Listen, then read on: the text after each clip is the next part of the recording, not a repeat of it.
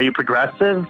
Are you... I am of the left. I don't really, to be honest with you, I've never been somebody who's been very too concerned with picking a name for, NJ Ranger, New Jersey Rangers. No, that's my boy, NJ Ranger. Yeah, Mr. Ranger. NJ Ranger 201. NJ Ranger 201. NJ Ranger 201. Oh, NJ Ranger, fair dinkum.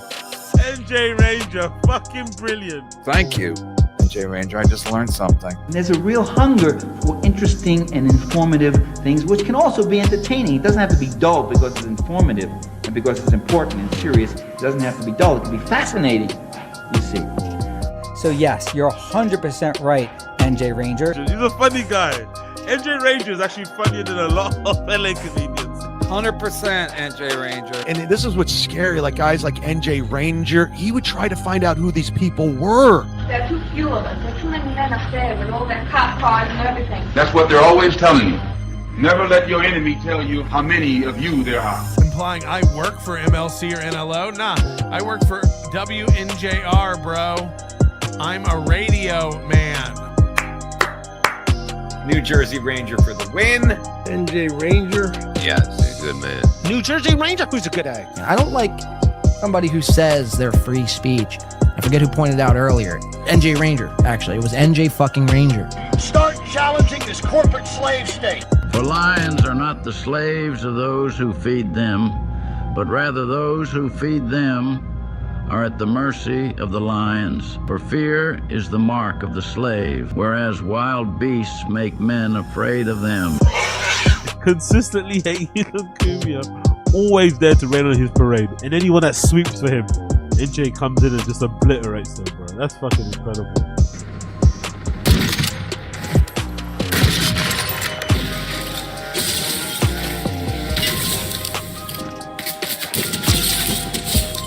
Anti-colonialism is nothing but anti-capitalism, because colonialism is nothing but an offshoot, an aspect of capitalism.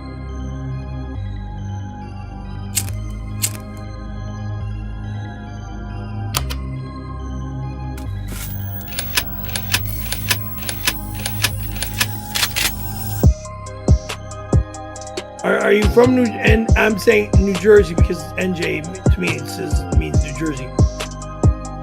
I doubt you're even a real New Jersey Ranger. Like, what? Who cares? NJ Ranger, you can go fuck yourself. New Jersey Ranger. Love you, buddy. NJ Ranger's been killing it.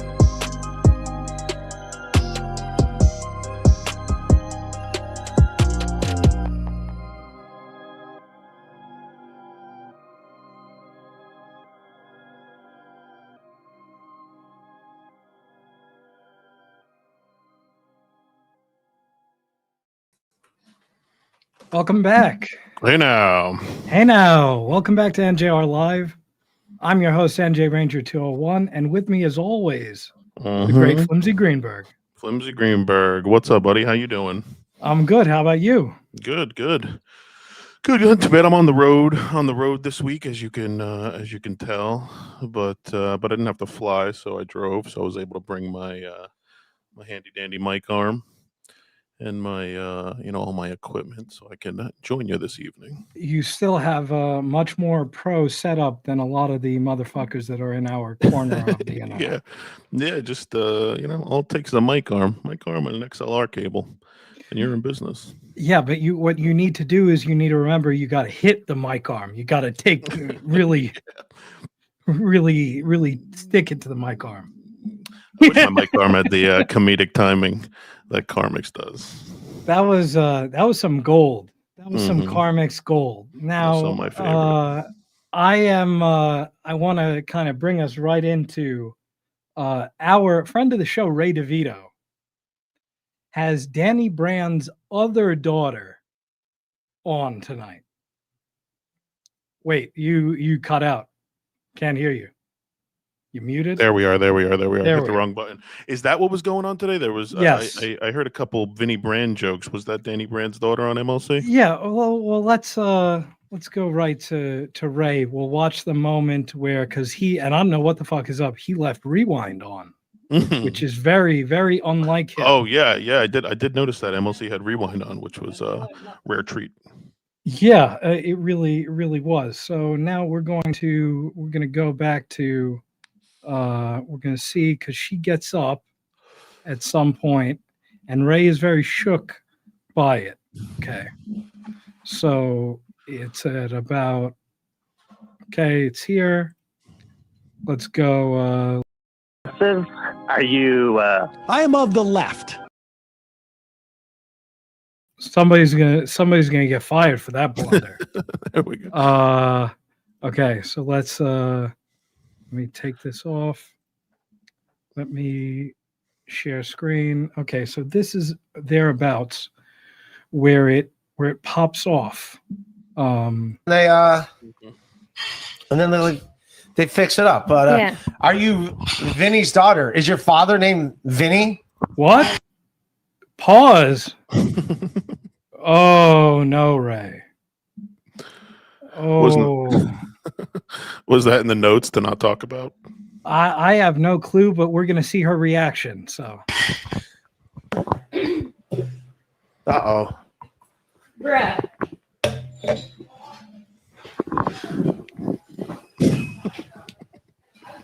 What's that? Why would you do that? What? Did you pause? I'm pausing right now. I don't No, know you're not. how to No, pause. no. Okay. Doesn't know how to pause. I'm pausing right now. Same sentence. I don't know how to pause. Look how nervous he is. Look how worried he is. You're about to see some very nervous Ray. Yeah, I'm removing the microphone.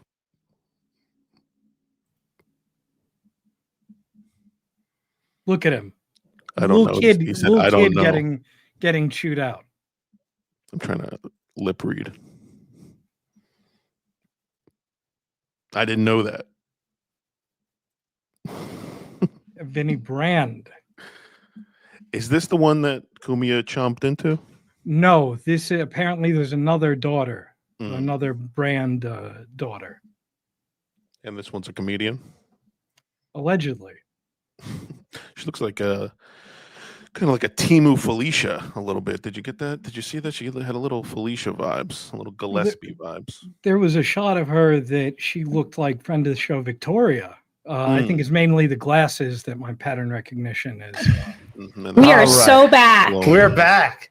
Want to make sure that the audio is yeah, all right. Our audio's on. Okay, very good, Ray. So yeah, that's good, Ray. You blew up her spot. You revealed her, and again, she uses a stage name.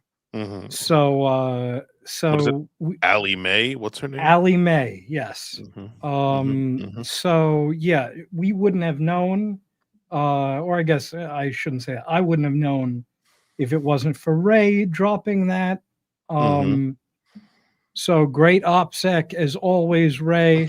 And why not lean into the brand, so to speak? Why are you getting away from the? I mean, your father owns 2 fairly successful comedy clubs on the Northeast. Mhm. You know, use it to your advantage. Yeah, you would think so. But I guess that she's not trying to get tarred as a nepo baby. I can't really blame her with that. She's probably hilarious.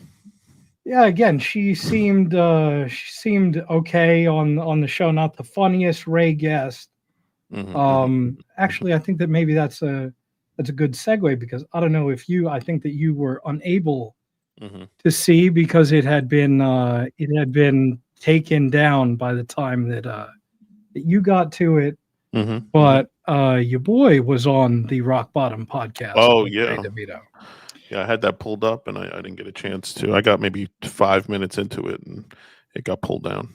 Of course, classic experience. Ray taking down a stream as you're trying to. But okay, so yeah, let's check out. I want to see how it was. Okay, so this is labeled Mike Morse and riffing.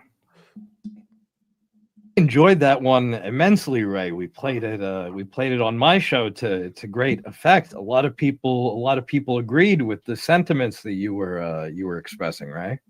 Yeah, again, I didn't say the guy knew anything, but when everything came out afterwards and all his like past tweets got exposed, just be like, yeah, we didn't realize he was into that. Just own that. Just be like, yeah, that we don't condone that behavior, and we didn't. For those who are uninitiated, he is talking about one Frank Scheckler. Yeah. So he's talking about the Shuley acting like, oh wow, we didn't know. Oh wow, who knew all this stuff? When meanwhile, his whole feed was that basically. But I digress. Realize that's where like to act like, what are you talking about? Like everyone has seen the video, the deleted tweets. Like, yeah, you know what I mean? Let's not act brand new, right? Yeah, yeah. It's like we've all seen it. So to be like, well, what's he talking about? Where's Ray coming? So to make it like a Ray versus Mike Moore, it's like, come on, dude. You saw the video at some point. Like, don't act, just be like, yeah, we don't condone that. To act like you don't know anything about it after the fact. It's like it was presented to you after the fact, and just yeah, like, okay. I agree with that, Ray, but I think that you're undervaluing the angle of you versus Mike Morris. I really think that there's something there. Again, of course I get, but the dude who was creeping on and buying gifts for underage streamers and saying very nefarious things on Twitter, he's gone. The bad man is gone now. Yeah. Mike Morris is still there. I think that's a beef that has legs. Yeah, I don't care about. Yeah, Mike Morris. He's a pear-shaped guy, very sturdy legs, like two very like pork chops. There's a lot of meat there. He's bottom heavy. That's what they call him. I don't know. I think they call him that everywhere, right? That is what they call him. Right? They call him bottom heavy. It's got those mom-bearing hips. They're in different time zones. Those hips. Yeah, that was a great can spot. bear a mom with those hips. Oh, Ray. You gotta love it, and I'm trying to get him to beef with Mike Morris a little bit. He to his credit, I guess, he's actually going for it. I was surprised with how much of a homie. Maybe it was because he was a little sauced up, but Ray was really he didn't get on me for weird stuff. So it's on the East Coast, the other one's in Where's Central he at? Time. Teamster's house right there? At the Teamster's house, yes, he is. They're wide, I'm saying. That's what I'm saying. They're wide. He's the only guy that gets to a belt, like the last loop. Like, last loop. That's got to be a thing when you put on a belt and you get to the last loop. Who's that guy that gets to the last loop? So that's like a warning. That's like a warning. Like, oh shit, I gotta cut back. And then you know what they did? They went to those. Okay, that's enough of that, Ray. And okay, so I successfully got him to snipe Stuttering John, who is having his birthday smash, which we're going to get into a little bit later. We'll go live. See, here's the problem with that. Yes, sir. Now, see, the problem is, like, I could drink. No. As soon as you add weed, you're done. Oh, as soon as I add weed, you're done. Yeah, I miss my calling. What? Well, whatever it is he's doing right now, he's done. I mean, he just sounds like. Yeah, our boy is banged up right now, and now he's going to describe to us why he's a responsible drunk. Oh no! He's saying that he can't get crossfaded.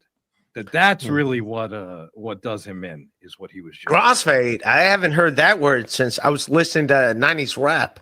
Like, I hit the crossfade. Okay, so you haven't heard that since earlier today. Is another way that we could. And even then, he's talking about it in a turntable DJ sense. He's not even talking about it in the way you're referencing.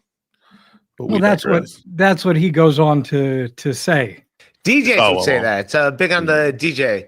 The crossfade. All right, let's see what he's got. Can't get nothing by Ray. Yeah, his eyes are like he's got that Mr. Kill Everything face right now. What I Who's the tell Clint you, Eastwood guy on he's a the screen Mr. with Kill Everything SJ? style drunk. The guy who is on with him is Mule. Mule. I keep hearing this Mule.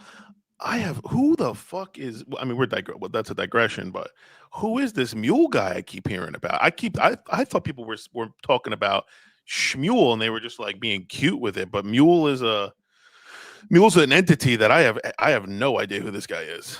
Yeah, apparently he's a TSN guy. Which the fact that he gets on Stuttering John's birthday show with those kinds of allegiances shows what kind of mental state Stuttering John was in, and then he goes on because the link to Stuttering John's birthday stream got out, and so this guy Mule, who is also very drunk, he was trying to pin it on Ashley Cummings. The reason being that he goes on KB's show, she rather goes on KB's show. And I'm sitting here thinking, like, you think that if KB is going to use an operative, that it's going to be Ashley Cummings? Right. It's a little bit, oh, okay. From friend of the show, Doodle. KB said that he was an old O&A troll the other day. Okay. That tracks. But Does yeah, he have no, a show? No, he pisses on Twitter and videotapes it. So yeah, I thought I was abreast of all things Dabble and Hackverse, but I guess not. Yeah, this Mule's not. He hasn't been on my radar. I gotta tune in. Check it out. Yeah, and KB said that the new update won't allow no DVR, which I love that. I think that's great. Again, Ray, I'm so glad that Ray was forced to go with DVR, because again, if you miss something, like, come on, Ray, don't be stingy with the content. So yeah, this is SJ on his birthday right now. But I mean, that's the drunk you want to be. I mean, for entertainment online. I mean, I was very happy with the amount of beers that we consumed earlier, but if I was in this kind of state, I'm not sure that I would have accepted the link. Oh, he's on someone else's show? No. I'm saying, yeah, you're saying that that's the ideal amount of drunk for entertainment. That's the ideal amount of drunk for somebody else's, like, point and laugh, Nelson Muntz, haha, kind of entertainment. Yeah, but I mean, this is what I guess makes him entertaining, I guess. Like, what are you going to do? It's not like... Hey, it's his birthday. I'm not trying to cramp his style. But, what's going on here? It's just Clint Eastwood? Yeah, that's the dude that... You're right, Ray. It's Clint Eastwood. He wishes. Good take, Ray. Yeah, he gets quite a sad birthday party. I mean, for a guy that's got some sort of celebrity and connections. I mean, who was the biggest thing he had on for his birthday? Mr. Kill Everything. Right, Mr. Kill Everything. Rob Saul made an appearance. Yep, Nasty Neil as well. Nasty Neil. Yeah, we're going to see throughout this evening some of his escapades on his birthday, including we'll get there. He tried to call KB blocked his number, and then he's watching it. He's sniping KB back, and he sees the sorcerer, and he's calling out to the sorcerer. So, and that was heart-wrenching for me. Poor guy. Yeah. He wanted the sorcerer to hang out. Yeah, that's what he just wants, friends. This is his birthday stream? Yes. All right. Well, I guess that's that. Where did Stuttering John go? Let's see before it fell off. You're done. Oh, as soon as I had weed, you're done. You're yeah, done. Those are what we call down here queers. Just kidding. I'm just joking. Don't do a fucking war video. joking. Huh? He's worried about him, Vince the lawyering him by saying a spicy word, which is not good, John. But again, if we did a little bit more pre-planning, then the birthday stream would have gone off without a hitch. Also, he sounds, maybe this is my Yankee take on it, sounds a little bit like a shit-faced Jake Hudson. Yeah. And by the way, Stuttering John, I'm drunk. Like just a little bit. Yeah, all those people down there kind of sound the same to me. Oh, you hear that, Carmax? We're not just shitting on the Midwest. Yeah, no, it's everybody who's not New Jersey, not from New Jersey. The other 49. They're What just the lady boys. guy said driving for 3 hours, then 2. He's a liar. Hey, Bill, at least 2 hours. I said 2 hours, not 3 hours. All right. Oh, yeah, I hear the Hudson. Do you care to listen to this? Why don't we listen to just a little bit more? All right.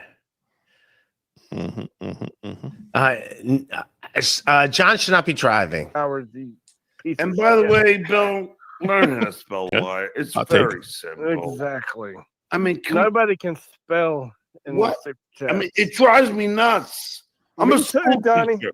I'm a fucking school. Who spells liar? L-I. That's pretty good. I'm a fucking school teacher. Yeah, you don't want to say that in that state. That's not good. Like, I mean, he wouldn't be the only drunk school teacher. I'm just gonna play devil's yeah, advocate yeah. here.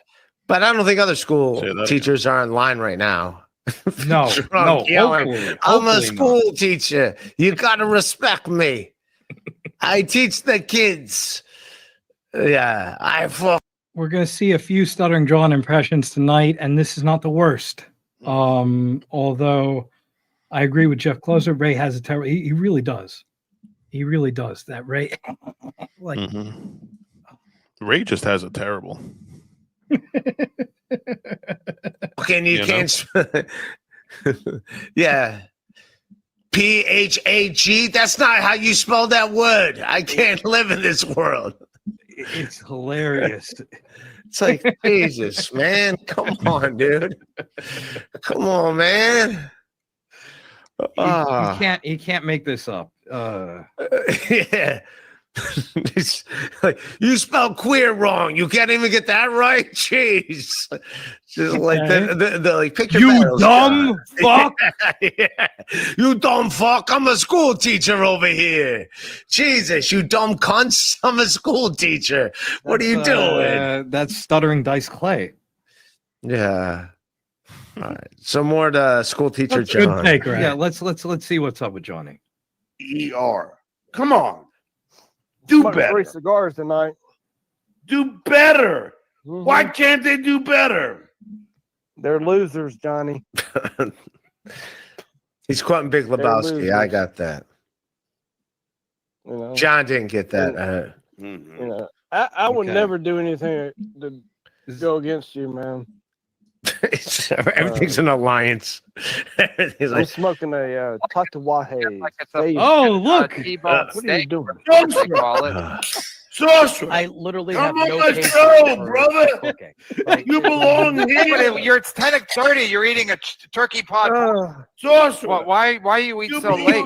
Kevin Brennan's voice. you hear how hurt Johnny is? It's a sort of like Does he really. think the sorcerer can hear him? I would not put it past him. Mm-hmm. Yeah, exactly, Mickey. Yeah, I think that he was just hurt. He was just hurt. He admires the sorcerer, and he doesn't. He was pissed that the sorcerer wasn't hanging out at his cool birthday. So He's talking to the not talking. He's yelling at the sorcerer to jump on his stream, and that he's like kind of betrayed. because the sorcerer's over there. That's the vibe that I'm getting. He But seems the very sorcerer distraught. only knows this world because of Kevin. So it'd be weird.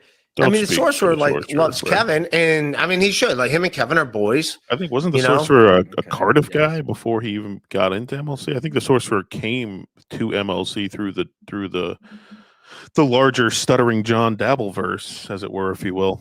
I believe that's exactly right, but let's not Sorcerer might Ray... be the potato for all the fuck I know. Oh, hello. Yeah, Sorcerer may be Cardiff Electric. Yeah, let's start running with that, as Chad would say. I'm just saying, like, no, Kevin treats him with respect. The rest of us, he doesn't, but the sorcerer does. Look, Ray, I get that. I'm saying that. Yeah, I get why the sorcerer is not on Stuttering John's birthday But stream. Stuttering John doesn't get that. Stuttering John is trying. He's yelling at the clip as if the sorcerer is going to hear him and then jump on. I'm not saying whether he would because of his connections to him or not. Stuttering John's so drunk. The sorcerer, come on my show. How do you not hear me? This microphone's on. It says it's working. You can't make this up. You can't make it up. I think the sorcerer's content just where he's at. What'd you say, bro? Has Sorcerer ever even done the Stuttering John's podcast before? Not to my knowledge, no. Yeah. So good job, Johnny.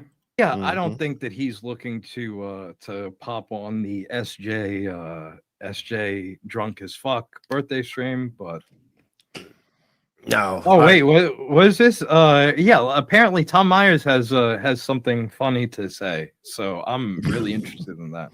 Oh, really? That's what we're watching? Tom Myers something.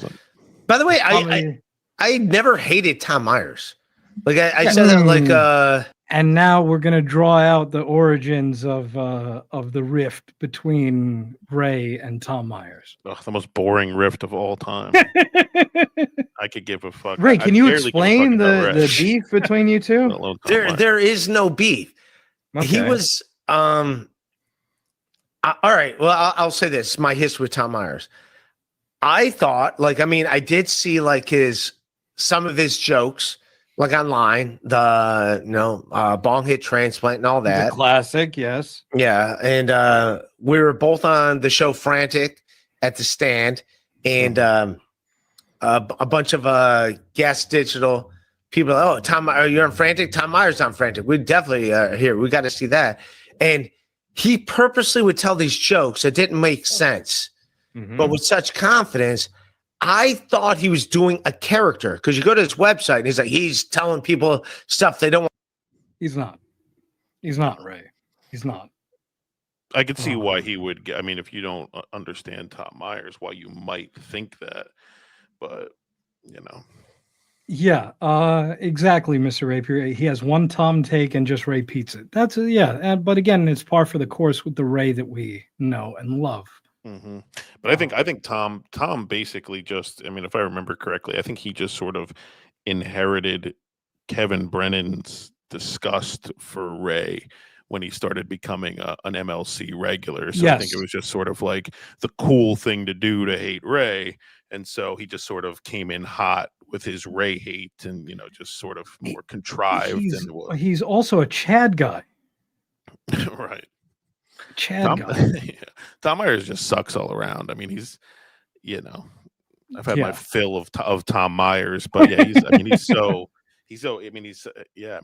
MLC, he's so boring. I mean, his takes are all ice. He's got one of the bad laughs as well. Yeah. he's like a Mike Morse kind of. I bet he'd do this show if you really wanted to get him on here. I want to get him on here with Nick. That's my dream. Nick Mullen. Oh wow! Imagine. Yeah, I think that's Well, we could definitely. I'm pretty sure we can get Tom. Yeah, that we're halfway there. Shoot for the stars with Nick, but we'll see. They both are playing characters they don't get. Well, that's the thing. I go into this with Ray, and Ray also goes into it. I thought he was doing like a Neil Hamburger or something. And I was like, this is brilliant. Neil Hamburger. I did not know until he was on my podcast that no, he's not doing that ironically. He's doing the jokes he does seriously. And I was talking, I was doing WATP and I was just saying that. I even said that to Nick Mullen at the Stand. I was like, oh man, I didn't know he was I thought he was in on the joke. This was all a thing. It's like, no, he's not. He's not in on the joke. He thinks he's like dropping bombs. What I don't get is why he claims that Adam Friedland was lying about the amount of money that they would pay him to go on the show, etc., whatever. Yep. No, they're not trying to like get Tom. No, they're not trying to get Tom. So I don't mean that like I don't mean get like they'd love to have him on the show. They'd love to do a show with Tom, sure. But none of those guys are like we're trying to stick it to Tom. No, you know what I'm saying? Like they're 100%. genuinely like, further please, Tom, hang out with us. from that. Okay, Tom Myers, one of his redeeming qualities is that he thinks that Carl is a bum. The formerly Cumtown guys also are not Carl fans. You would think that they could come together and crap on Carl, that would be a fun little bonding experience. They have this mutual enemy in common, that they would go that route. But Tom seems not interested in it. I don't think Tom gets. I think he's kind of schizophrenic. I don't think he's like the wires are not there. That's like I wish him well. Oh, okay. So I don't think he's doing anything malicious. I just think he just doesn't like say what it like. I act dumb sometimes, but like I can still process thoughts. I mean, I do a lot of dumb things. But you heard him though. He said I act dumb sometimes. I think a lot of it's an act. You heard it here first. That Ray too is playing a character, or again, I should say, Tom Myers is not playing a character. Ray, however, is. Right. Ray's trying to be a dumb guy, but Tom, I think, is trying his absolute hardest. But it's almost a talent to write the sort of half-cocked, almost there sort of.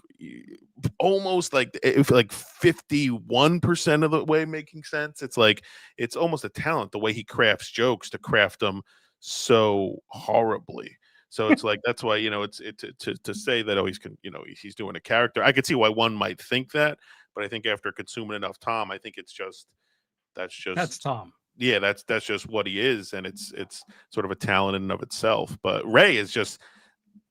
Ray's just sort of the opposite of that. I mean, he's he puts together these sort of like jokes that are all the way there, but they're just not fun. There's really no they're not funny. They're not nothing prolific about them. You know what I mean? At least Tom stands out, as it were, if you will. Does that make sense? Yeah, calling in Tigger 747474. To be fair, for Maryland, Tom is one of our brightest comics. You got to get your hat in the ring, bro. Because this is it's rough, as Rodney Dangerfield was. It's rough. K.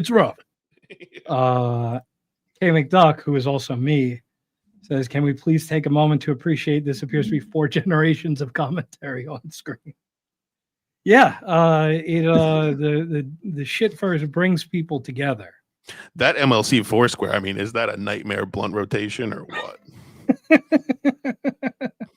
You know what I mean? Just Sorcerer trying to, tell you why smoking weed's bad. KB just, MKE just making 0 sense, just fucking coming at you sideways. Ugh, Tom yucking it up. Yeah, just everyone on that screen right there I would not want to share a blunt with. Okay, so now we're going to move on to a little discussion of the Ray DeVito 360 stream that we have covered on this show. What do you mean? You did another one? No. That's we'll hangs out with them, so they got that too. They got that's actually now I'm reminded something. Ray, what we should have done? We should have done this in 360. Oh, 360. We can't do it now. Can't do it now. But okay, now that I'm on your show, I gotta press you about that. Survey the chat and ask them if they would like a 360 stream. Fuck me and fuck my opinion, but ask them. Nick in Fort Wayne is a good egg, dropping a super sticker. He's a good man. He's a Chicago Go Cubs. Or no, he's a White Sox fan. Ah, okay. He's a White Sox. Close, right? Half of Oklahoma is Indian territory. Dave Serra votes. He votes 3 times for all 3 of his personalities. But not just Dave, right? Reels is here. Fuck the guys. 07 Dave, 360 Mantigity. Give Thank you. Jersey. Yeah, I don't love do that it. Picture. I got some comics coming on in New York City this week. I'm going to do some in person with some comics that want to do it. And little did we know how that shit would end up panning out, huh? Mm-hmm. Look at Ray's shirt. That shirt's seen better days. That's not one he'd hang up in the background of his live stream. No, and stretched out neck. Just sweat. You can see how like brown that collar is. Just sweat. Good looking out. Is that what he wore to Tim's birthday? No, he wore he wore something else. His Sunday best, I'm sure. Yeah, anyone who eats a microwavable turkey pot pie is a broken man. You're not wrong about that. Pot pies are just. You like pot pies? I mean, look, it depends. There's a nice chicken farm, not too far from me. That has good pot pies, but in general, Yeah, I just don't like the crust. When I break into a crust, I want there to be like fruit, cherries, pie. When it's like chicken, I don't know, something about the juxtaposition. Is that the word? The juxtaposition of the pie crust and the chicken. It just gets me going. It gets me going the wrong way. But I digress. So yeah, and to Mr. Rapier, yes, we did at the top of the show. Yes, pot pie stream. Podcast. Okay, so this is now more Tom Myers from Ray, but this is much more brief. 112. further on in tonight's MLC, Tom goes off on you. True story. Is there rewind on? I don't know. I also don't care. It's like a puppy attacking you. It's like, that's adorable. Oh. Yeah, but what about Gino shitting on you, Ray? What about that? Great question, handsome guy. He wants, like, I don't watch any of his stuff, but I think he's like kind of in his own way. He's got other stuff to worry about than, like, I mean, everything going on. I mean, I don't know if it's true. Did he really send Nick Ricada to jail 3 times, or is that? Finger on the pulse, Ray.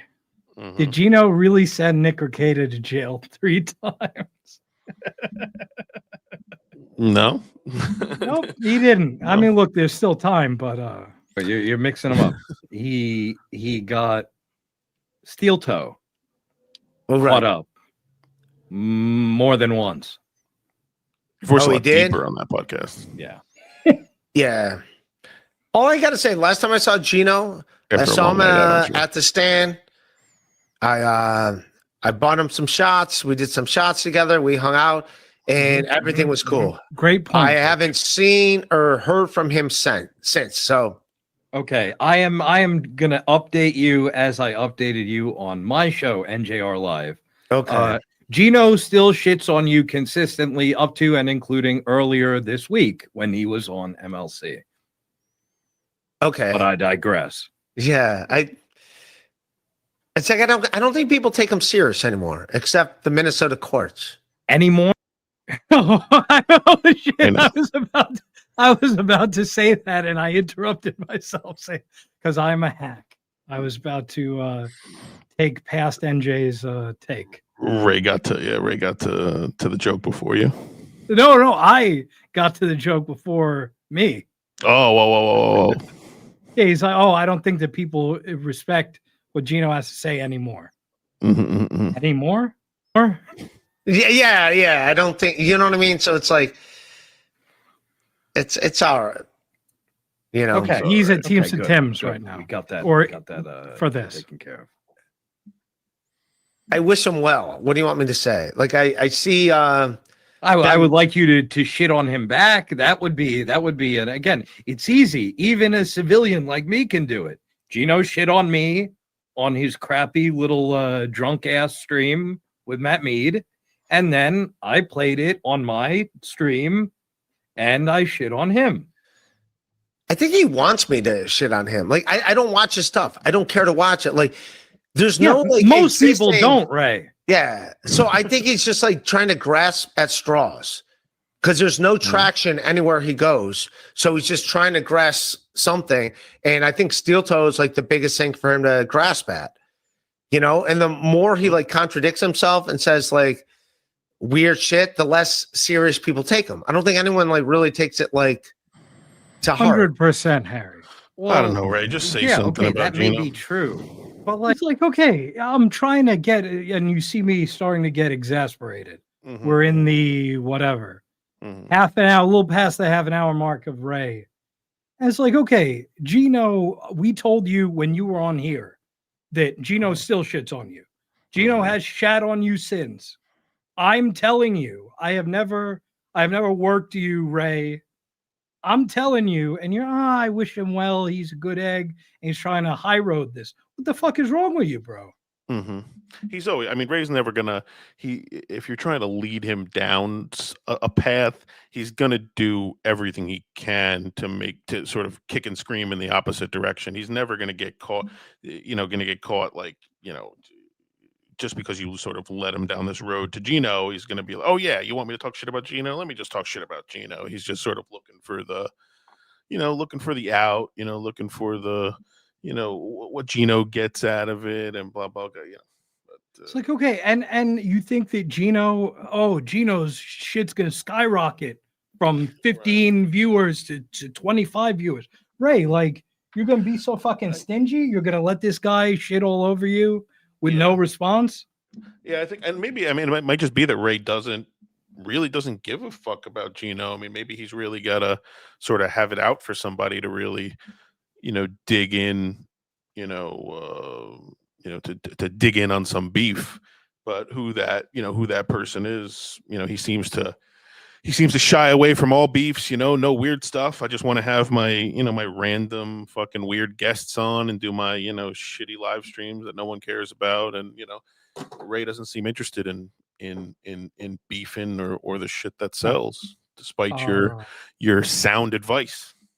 Again, I'm trying to lead the horse to water. Oh, I know you've been trying everything. I mean, you give this guy more advice than he deserves. I mean, he doesn't take any of it. I mean, from the from the beefs down to the the 360 stream and beyond. I mean, if this guy listened to you, he'd probably have more than 15 people watching. I wouldn't know. I mean, he gets better numbers than that, 60, 65. Yeah, Ray did numbers tonight, but in general, I like Tigger's take that Ray doesn't want to alienate Gino and lose out on the Delaware Firehouse comedy circuit.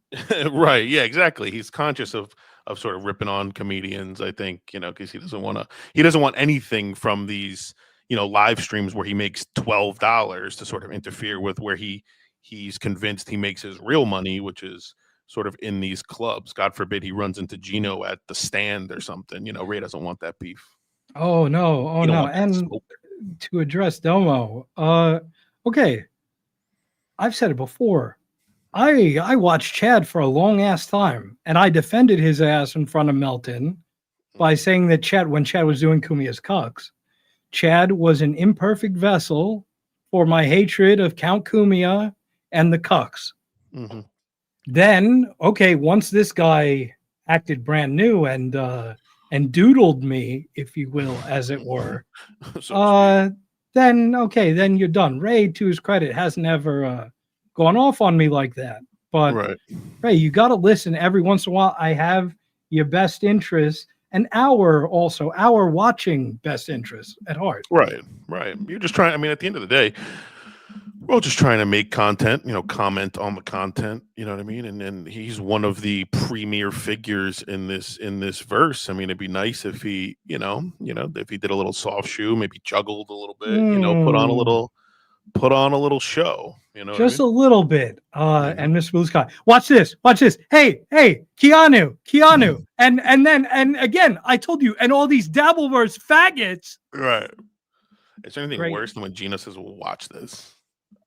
Yeah. Watch this, and it's going to be nothing. Like, watch this, and even if he can remember his original point, it's going to be nothing. It's already, he's already talking about. Watch this. He's talking about Fauci. It's like, how did we even get to watch this? COVID. We get into that, I think, a little bit after this. That's his version of I digress. You're gonna high road? Yes. Oh, 100%. Gino? I don't listen to him. I don't know what he says. Okay, I will find you at a different date. I will find him. Yeah, I don't MLC know what shitting false on advertising. you for no. Again, it was pertinent to zero, and he was shitting on you. But yeah, when he got caught in the it was on MLC when he gave out my phone number, and Kevin said, Kumia and E-Rock's number, the first 5 people, you got to send them. You got to send them Kumia and E-Rock's number. The first 5 people, and I did do that. Then I unsent. I don't know if you can unsent once. I think it just disappears on my end, but I did do that. But then you see it on MLC. It was Kevin didn't say give out Keanu, his brother, his mother, his uncle. I don't even know those people. It's like he just made shit up. It's like, all right, watch MLC. That wasn't part of the deal, dude. It was just Kumia, and then Kumia. I told Kumia in Pottstown, I was like, hey man, apologies. I gave out your number because Kevin. I apologies. Correct, Ray. Correct. I apologies. Yeah. Ray chose to delete it from his end. So that means that he goes away. PBD impression 1. It's me on NJR Live. I'm Patrick Bet-David. And the first thing you got to know about Ray Devito is that he's one of these guys who goes along with woke ideology. And what do I mean by that? First, Ray has the female guests on. Then he talks to them about Luigi Mangione. I'll do no, it was good. Yeah, it was good. I was trying to close my eyes to see if I could, if it was like I was listening to Patrick Bet-David. But let me ask you this though. Yeah, it's good. No, it's the cadence. The cadence is there. The aura is there. I think it needs maybe the speed. Yeah, he's a sleazy ethnic salesman type. Yeah. So that he's the comes second nature. He should own car dealers. He'd own car dealerships if he wasn't. Yes. Trying to be the next Joe Rogan. 100%. This dude was literally a multi-level marketing guy before this, but I digress. Shout out to CoffeeZilla for the tip on that. And then I unsent them, and Kumia's like, I don't give a shit. Kumia could have cared less. Kumia was cool as fuck. I was like, dude, I don't give a shit. Whatever. And he just goes, oh, Gino. That's it. That's literally what it sounded like. Oh, Gino. Oh, Gino. That useless alcoholic that I paid for years. Yeah. He wasn't even there's no you did what? It's like, oh, Gino, I get it. He could have cared less. And then he even said that when he was on MLC that he didn't care. So Gino still trying to make it a big deal. It's like he didn't give a fuck. Okay, Ray, you're saying all this further reinforces my point. Gino is going off on you for shit that you did to Count Kumia that the Count himself doesn't give a fuck about. And yet the sum total of this is you taking it easy on Gino. Right.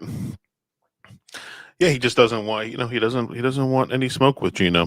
I think he's trying to maybe some part of him respects him as a comic and respects, overall, he just doesn't want smoke, He doesn't.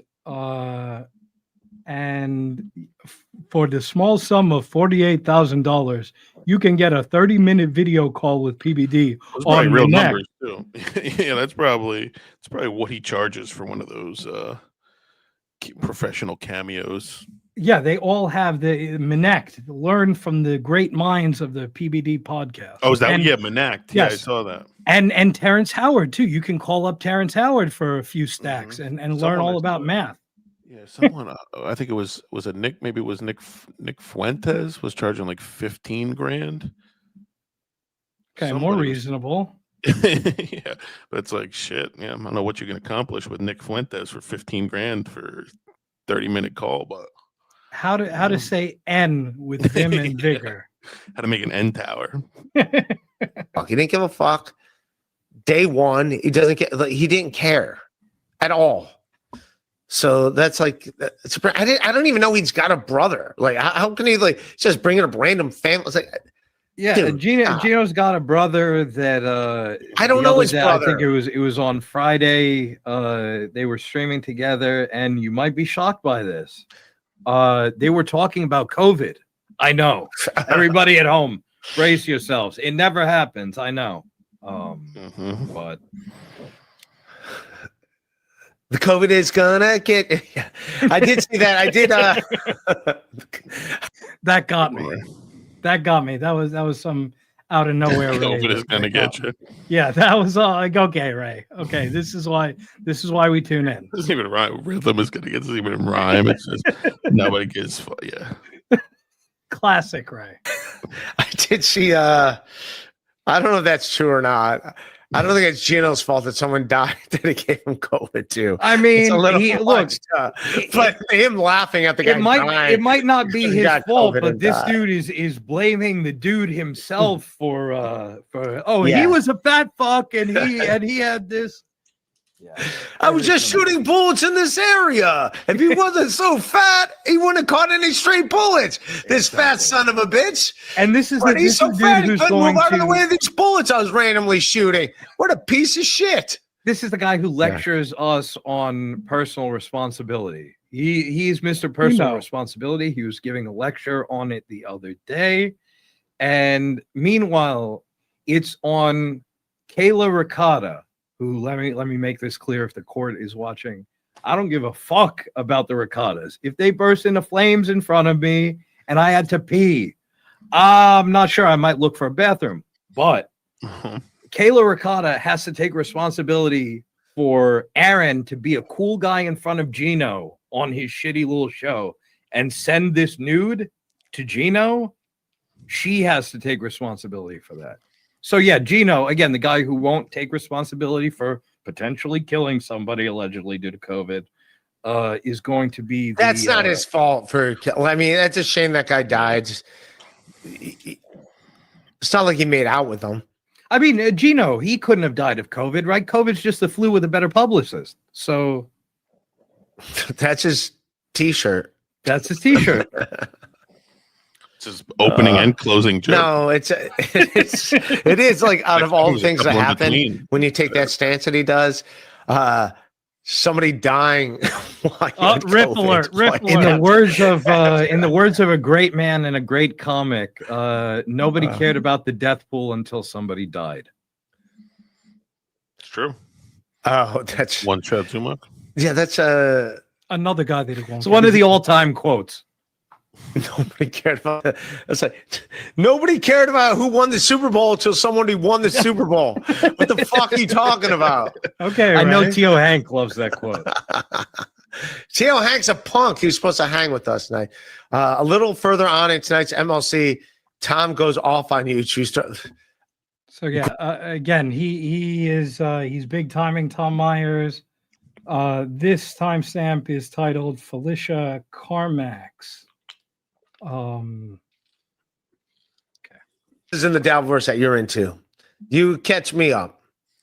What else is in the We're gonna get to that. Why does Ray just look like he just got off a shift like washing dishes at like the busiest restaurant in the city? Just look at him. He just looks wet and dingy and damp. Yeah, Ramon DeVito with his baseball hat on. And just like the sweat around his collar just dragged it down. It just I wouldn't let him in my house. God bless Teamster Tim. Yeah, Teamster Tim is a saint. Yeah, that's how he gets. And yeah, look at the neckline on that shirt. That's what I'm saying.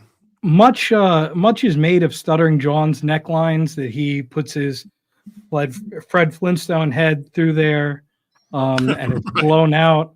But this is like, you look damn near like you're wearing fantasy robes, right? The neckline of this is that a tunic that you're sporting, right? Yeah, just dirty. Yeah, but we digress. We digress. Brand new hat though. Yeah, with the a stickers lot still of on. Yes, a A lot Like of Felicia Karmic's romance, right? Everybody loves young love. Like a real end tower. So what's the deal? So it's official? He's out there right now. It was not so official like a week ago on his Sunday stream. And then after a very tumultuous, damn near 6-hour stream that looked like they broke up, the next day his ass was on a plane out to where Felicia lives, and he is there now. That's a big deal because like he doesn't live near Minneapolis, right? That's like the airport. No, he does not live. And last time when they went to Minneapolis, he flew down. So, he flew to Minneapolis, so he's got to get a connecting flight from wherever he's at. Like, go do that. I don't know. You give me the take. I'm not commenting on anything that lady does. Like, I don't care. Hasn't been beneficial for me to outroast someone. Right, she can't hurt you anymore. You're safe, Ray. You're safe. Shmuel Buckman says John's okay. So yeah, that's Ray again. Another high road that he's going to take. And now to round out this little Ray appetizer for tonight's episode, let me ask you a question real quick, though. Sure. If I could, not to cut you off. Of course. When we were at that with everybody, Ray, I asked Ray, I said, that's true. Felicia got you kicked out of that Planet Fitness. And he's like, no, I lied about that. I said that so people would stop calling the Planet Fitness. But, as usual with Ray, I don't know if he's lying to cover up or if the lie is that, or if he's telling me the truth. I don't know. But do you know the actual truth? Was he actually banned from Planet Fitness based on Felicia's call, or my understanding is just as cloudy as yours. So you're not any more privy to no. Okay, I thought you might have had more of the inside scoop, but I wish I should have asked about that. I was just more concerned with Ray. Like, Ray, just shit on these people. Like, enough. Right. Fire back, like all guns ablazing. It's like, and really, his show would do that much better. I mean, but Ray, see, that's one thing that typically people are motivated. I think we view this as they get super chats and they're motivated by money. I think ultimately Ray is not motivated by money, as we can clearly see by the shirt he's wearing. I don't think super chats, and I don't think these are the things that, so like beefs for the sake of starting these beefs and getting super chats and getting content and creating more shows and giving people a reason to join your Patreon. I don't think that moves the needle for Ray. I think Ray is trying to chase art, and it's a fool's errand, as they say. But we have Frank chiming in here. He lied to turn people further against Felicia. All she said is Ray is creepy. She's right. I mean, yeah. A lot of people say that. It's not wrong. Not wrong at all. So let's hear what Ray has to say about Steel Toe. See that from Aaron Emholt? We must. Like, That's seriously. true. Didn't we just not see that? Like, you gotta, like, all right, don't talk about that. You can't talk about that shit. You're right. You can't. Ray You is can't be like, all right, motivated. here's my legal matters. Well, let me talk about the people I'm suing. Like, no, it makes the courts look stupid. The court's like, we're not entertaining this. You're a fucking idiot. When you're right, Ray. So that's all. That's what I'm saying. Like Aaron was told, all right, you can't do this, and all he did is just every day. And then we have AB Was that a saying, no, it was not. It was not. But why should today be any different? Ray said the other day that he wants to go to the desert to take peyote. He's going to have an awakening and come back stronger. Is Ray rewatching The Sopranos by chance? Yeah, right. Does he think he has to he has to go to the desert to get the peyote? If Ray wants, I'll get him a DMT pen if he wants it. We could blast off right there in Teamster Tim's lair. You think Leanne hopes Bert dies? Bert talks about it all the time. Leanne hope Bert and dies. cries Bert about Kreischer it. And Leanne Kreischer. Yes. he cries yeah. for himself. So if I had to deal with that day in and day out, I mean, I mean, I hope Bert dies, but I think Leanne and his daughters I think they're all waiting for that cash cow, whatever life insurance policy he's got. Yeah, I think they're waiting on it. I mean, again, it's not like this dude is the most present father. And okay, if he was there, what the fuck is he going to teach them? Could you imagine? Yeah, that dude, I couldn't be around.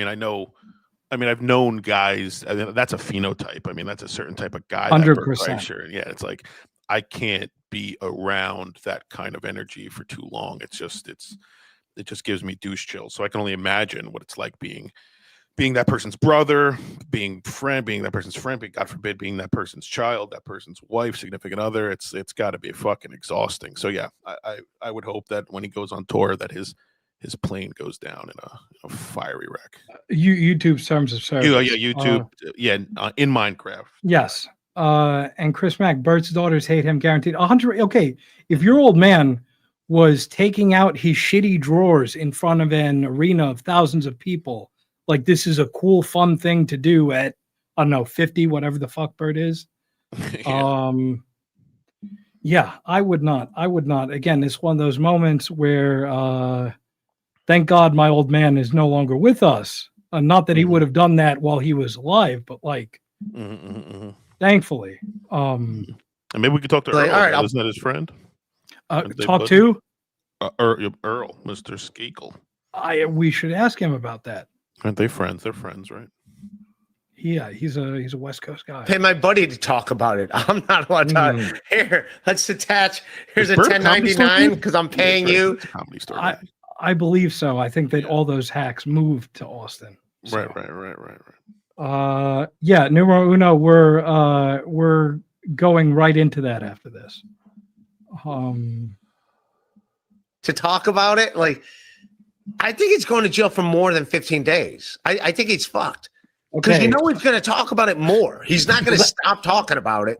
That's the thing, Ray, is that whether he, in the 2 years of probation, 2 years is a long ass time. This motherfucker couldn't help himself in a couple of months, 3 months. Yeah, 7 days. It's like, you know what I mean? So, the steel toe. Denounce the ricotta's. If you think that he is going 2 years without slipping up, and that's not to mention the other stuff, if they're gonna test his sobriety, if they're gonna and he's gonna be under such a microscope because all these people are like literally just walking around following him with the magnifying glass, being like, "Oops, you dropped this." Yeah, he littered. He didn't pick that up. He littered. That's a violation of probation. Like they're not going to, and he seems to welcome it. Like he challenges people to fuck with him. You fuck around and eventually you find out. And he is now in the opening innings of the finding out stage. This guy was talking the other day about how the court, it's like kind of a free speech thing, that he was like laughing at some parts of this, and they're holding that against the district attorney was holding that against him. You cannot laugh at the judge. Yeah, I can also see that. If I'm it's like, okay, if he wants them, when he's sitting there saying that, oh, I'm sorry for what I did, I'm a man reborn in the light of the Lord now. Okay, so you want the court to take care you serious, and very much give a fuck about this, but at the same time, when you laugh at the situation, you can't. That's not admissible in court. So court has to go on. Excellent point. I would say good this stuff, yes. Yeah. Bad stuff, no. Yeah. So that was it for our friend Ray. Thank you, Jimmy. It's been some years, but again, it happens. I appreciate it. Now we are going to move into another Cleveland slow. Mr. Zumock. We're gonna talk a little bit about Chad. Now, Chad, as a cool badass, is he released DMs from Doodle, from friend of the show Doodle. And so here they are. Yeah, I haven't seen this. What was this on his show today? No, this was on Twitter yesterday. Oh, okay. I want to say. Oh, I'm blocked by Mr. Zumock. You're blocked. Get out. So Doodle says a little, and she's laughing as she's wont to do. I find it funny that she was a yacht girl and everything was scrubbed, unless I'm crazier than I thought. Own it, lady. And then the thing that Chad has made much hay about, you modded Gina. I am done. I will not be a mod. I am done supporting you. I have been vilified, and you do that to me. Which seems like, again, her beef with Gina. I don't know. Gina Bobiner? Yes. I didn't know Doodle and Bobiner had a feud. I didn't know that either. But the rest of this, she has been vilified, and he does that to her. 100%. 100%. You can't question that. So, Chad, I don't understand. What the fuck? Then what later, after whatever, damn near 2 hours, you might want to walk this one back. This is coming off pretty insane. So we're seeing the groundwork of how Chad is going to spin this already. I honestly have no idea why you went off on me. How could I do this to you? What in the hell are you talking about? Well, okay.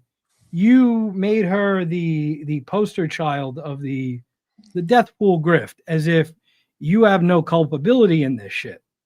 That would be kind of a way that this happened. And so Doodle released DMs of Chad, and Chad, remember, has called her bipolar and a drunk.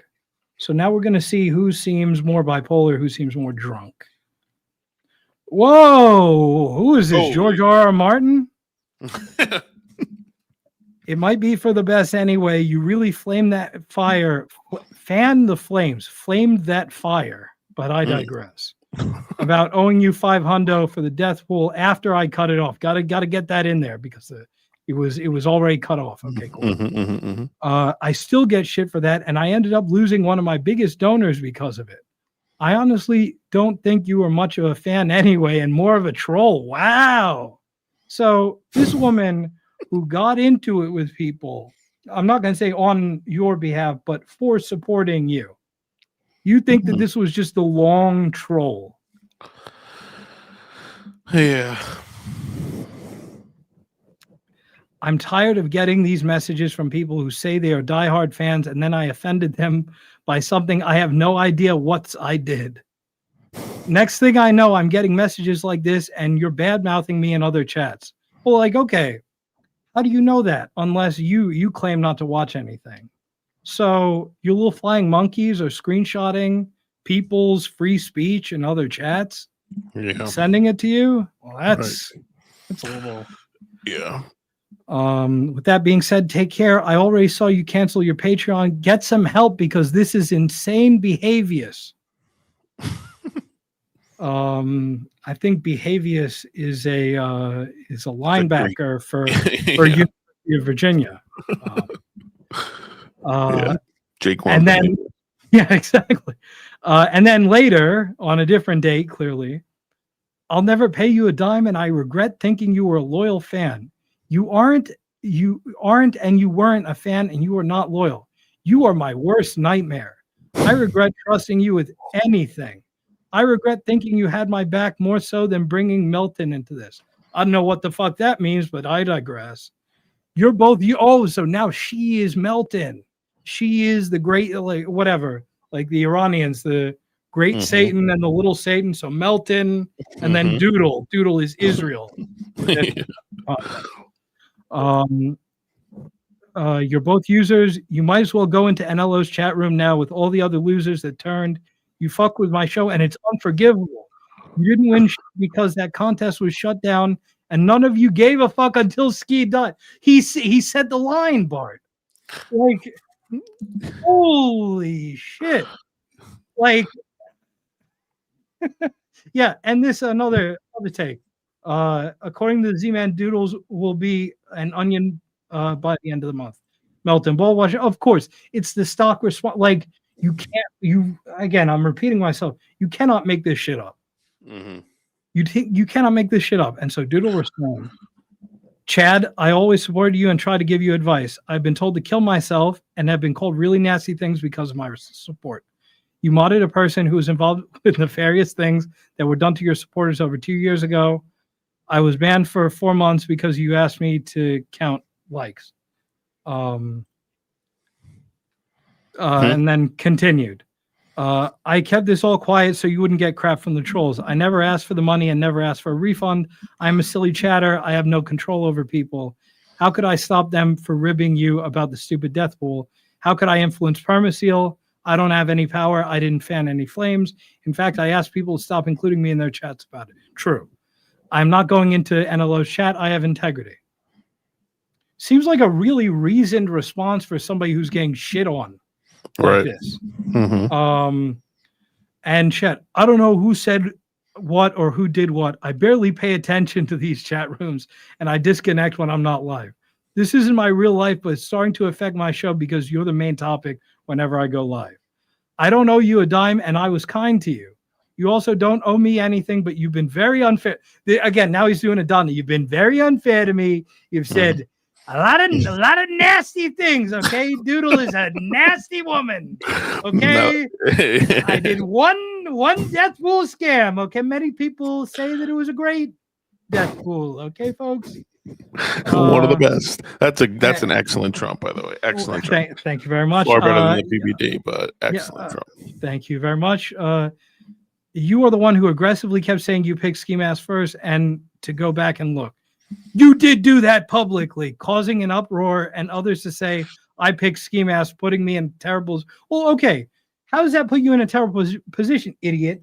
You took copious notes on this. The shit is all recorded, so it would be easy to figure out. Who cares if Rocco? Again, you're bringing Rocco into this. Here you are on tape saying, I know that Rocco didn't actually pick Ski Mask.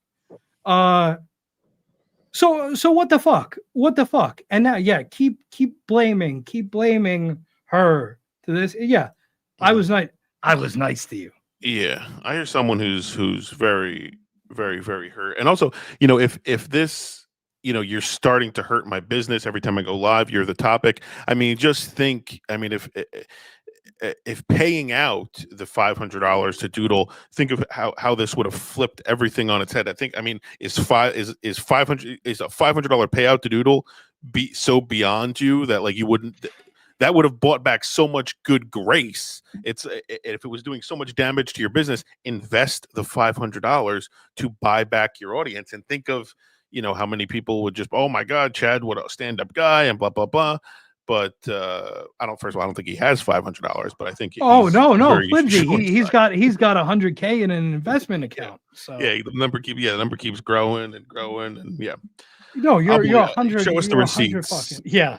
Show us the car. Yeah, so make us. Yeah, exactly. Print out a statement. You know, block out the identifiers, and let's see the bottom line. Yeah, big spender. Just sheaf off 500 bones, or again, if you're going to split it 4 ways. Give out some money. Something. Put out some money. Put some money back out there. Buy the good graces. If this is doing so much damage to your reputation and blah blah blah, I mean, you just put out the $500. I mean, and then you know, it's buy it back. And we have a great point from Mint. Chad, you got to man up. Don't blame one of your biggest supporters, female at that. You little sissy. $1 million per. And you know what? I'm gonna hit you with it. 1,000 at least %. But no, better to keep being the aggrieved money. Yeah, and he was talking about the money that he makes on Twitter today. He makes engagement on Twitter. Okay, cool. Then you can pay out. No shot. Negative shot. I mean, maybe what's he got a check for $14 last quarter. I doubt someone's he gets doing well. Yeah, he's not making. I've seen Twitter checks from people who have far larger followings than him. I mean, unless you have millions and millions and millions of followers, you're really not making any money worth tweeting about. But also, I'm more interested in this Bobiner Doodle beef. What actually happened there? Never mind Chad and his whole it didn't pay out the pool and blah blah blah. It's like that's old news. But what is Bobina and Doodle? What's the beef with Bobina and Doodle? But I mean, put it in the chat if you want, but we don't have to touch on it. Doodle. I too would like to hear about that. Now we have courtesy of Hackverse Anonymous. Chad attempts to prove Doodle is, quote, a head case in DMs by posting screenshots of him being a head case in DMs. Spend 7 hours constantly freaking out at her. She seems so. This is, yeah, exactly. I get Doom 100%. She's a head case in DMs, constantly freaking out when I did anything or any move. Okay. So let's see some more Chad from today. I have a few people that send me screen grabs from chat rooms of my former, quote, old lady moderators. Like, okay, imagine being a Chad narc. Like, I think that protozoa are a higher form of life. Oh, yeah. Yeah. I mean, it's probably, William from the Garden State, someone like this, and maybe a Fernum. I don't doubt Chad has quote unquote shooters out there to sort of report to him, but also I think Chad is also much like Ray. I think he's very much he's in the mix. He's in the chats. He's got alts. He's on the Reddits. He's on the forums. He's Eddie Baker. Yeah, exactly. From the Doc, Doodle would share my channel and was one of the first to be nice to me in chat. This is blasphemy. Many such cases. You're not the only one, Doc. And so that's why, kind of like Chad when he was trying to stick it to me. It's one of these, like, as my old man taught me, takes a lifetime to build your reputation and an instant to ruin it.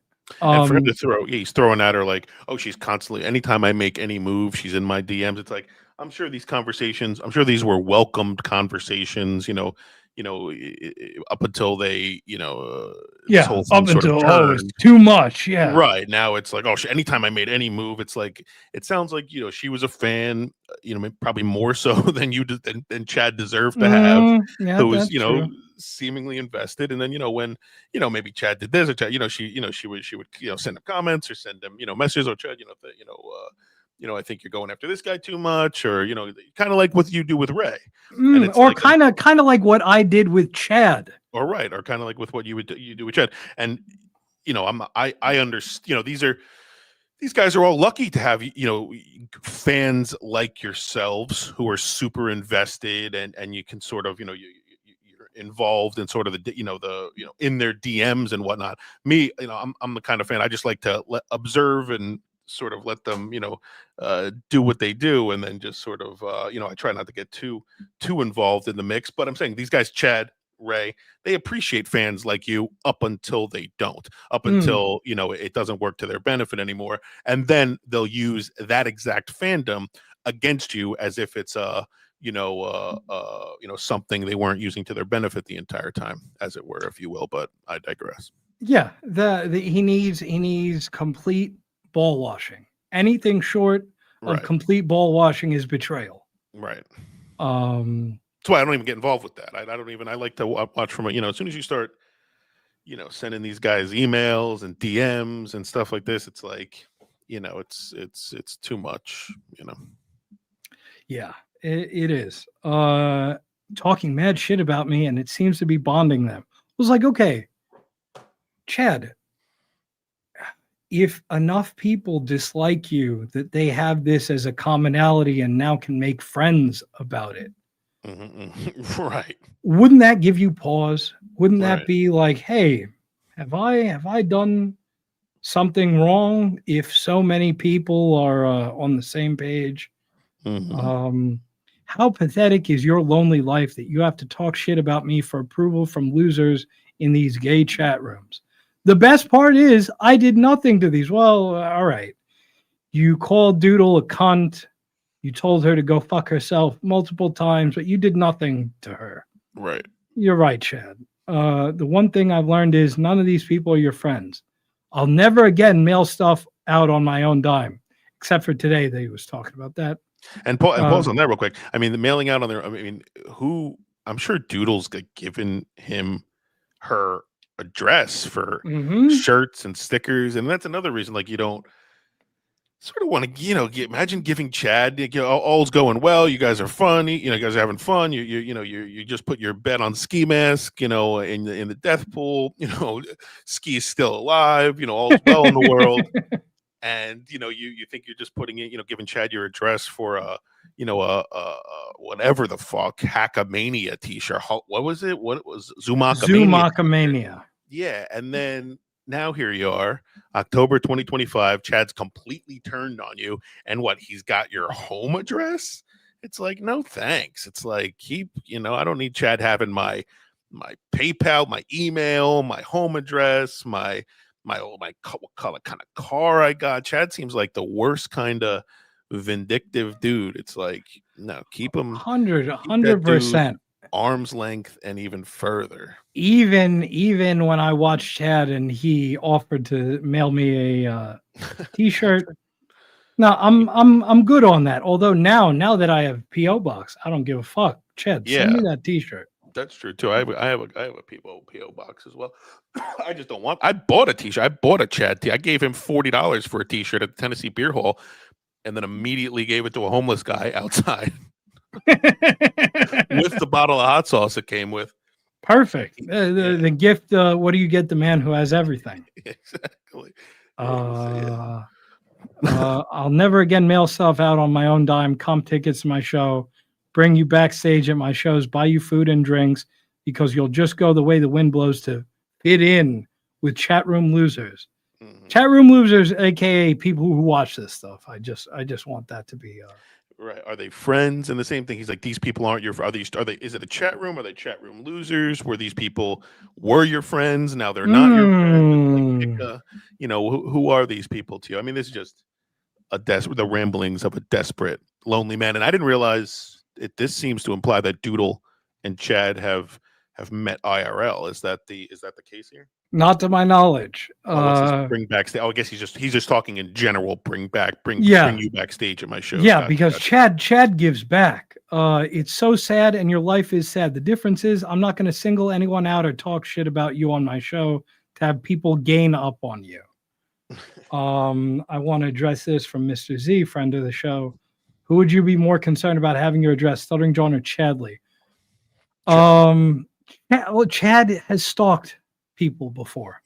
Yeah, I think Stuttering John, as long as you don't cross him, I think he'd probably be harmless with it. But I feel like Chad, well, for me personally, I feel like if Chad had my address, I feel like he would. Yeah, I don't know. Who knows what he would do? But I don't trust that guy. Yeah, something about Chad just. Call me crazy, is untrustworthy. Yeah, he does not have the best track record. Now we're going to go courtesy of the great Chad Zumock, talking about the opener drama. Chad allegedly trying to get Jim Florentine's opener canceled. Oh. Reluctant hand job. Thanks for the $5. Cardiff did. Oh, you watch Cardiff? Cardiff did a segment saying how you tried to get an opener. You tried to get an opener for Florentine fired. Let's go back in time. Jim Florentine is going to be at the Funny Stop Comedy Club in Cleveland, October 17th and 18th. That's the week that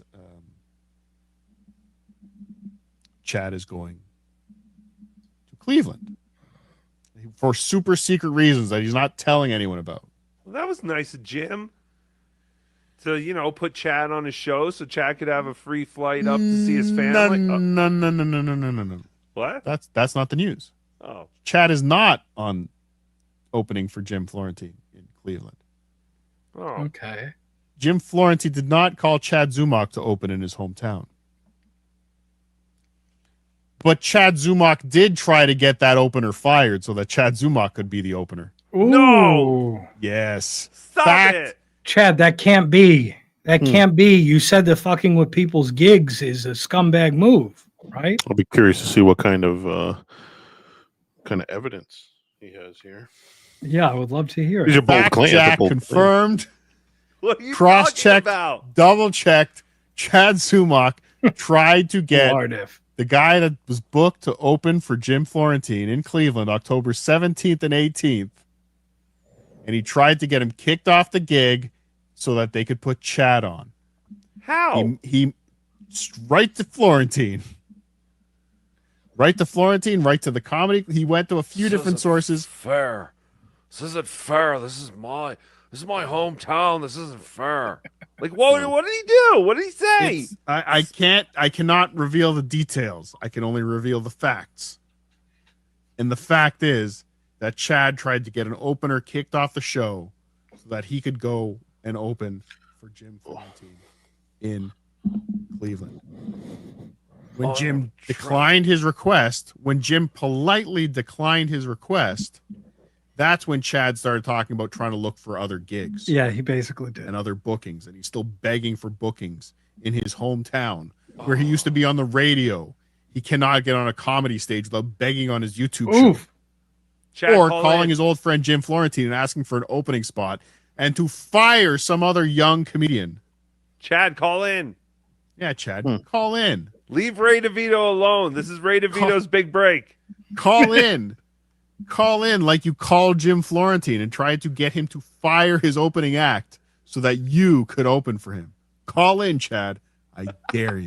I missed it. So again, this is huge.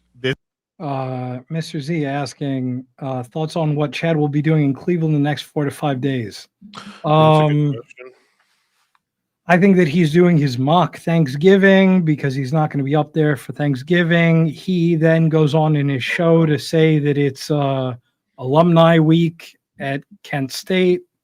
So he's that's got to be easily verifiable.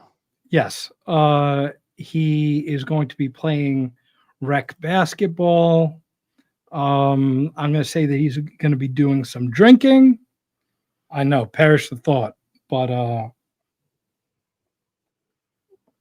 yeah, that's what I think he's going to be up to. This is huge. And this is a fact, Jack. How do you know it's a fact? It's been confirmed. Chad is a piece of shit. Chad is the piece of shit. That's a good take, MBS. And if you want to see Chad this weekend with my friend who will be getting footage and getting video of Chad walking, because as we saw on his show just now, he begged somebody to do it. Doom clipped it. Let's do a live rebuttal watch along. I don't do Cardiff on my show. I think he's extremely unfunny. Whose clip is this? It's probably a lot. This is Chad Buzmock. Oh, Buzma. I like the editing. Chad Buzmock, as Aaron calls him. I like he always does. He lies for clout. Excuse me. It's probably a lie like he always does. It's probably a lie like he always does. That was very convincing. Chad, I'm sold. Yeah. You don't got to tell me twice. I'm on board with it. And so now we're going to go forward in time to Chad today. Chad was really on one. He claims that he is going to be taking a leave of absence from the shitverse and only he's only going to be doing members only content. This will be the last show. Okay, we're moving forward. I'll get to it. This is a grift. This will be the last show this week. All the hallmarks going into next week. Okay. Because I am going back home butt-ass early tomorrow morning. Yeah, basically. I will be going home, Northeast Ohio. I'll be there until Tuesday. You heard that, evening. right, Dorian? Then I come back to where I live. But moving forward, we'll get to what's going to go on. I have a lot to say, a lot to get to. Please jump in the chat. Please hit like, hit subscribe. If you're in the mood, get a membership, donate, or gift membership, because moving forward, you're going to want to be a part of that. Oh yeah, definitely. Because I've come to some conclusions. What's that? This isn't some false bullshit. No, This no, isn't never. some nonsense. This is moving forward. Oh! Oh, Wahapa! wow. Wahapa! I didn't know Chad was a fan of the NJ Ranger show. Make sure to hit your like on the way out, and go get your shine box. I would advise you to do. Zumock. Yeah, he's never beating the Ray allegations. Mm-hmm. You really can't make this up. No. Everybody say hi. Everybody say hi to Chad. No, I did not. No, because I figured again a rinky-dink show like mine. Yeah. Yeah, he's stuck. I feel stuck too. Oh no! Now I have no content, so now we need to cycle into. Let me do drunk dials and then emails that I made up myself. Should I play leg guitar? I can Do. Ow! There we go. Yeah. Why don't we segue into friend of the show, Karmax. Karmax, we have a glut of his content to get through. As promised, last episode that we did not get to, rather. What was that one? Okay, let's start off. This should show you. This is from 9:30, the number 1. So this is now Karmax is going to stick it to Oscar Electric. Yeah, you love to see it. Yeah, exactly. He's taking a quick do.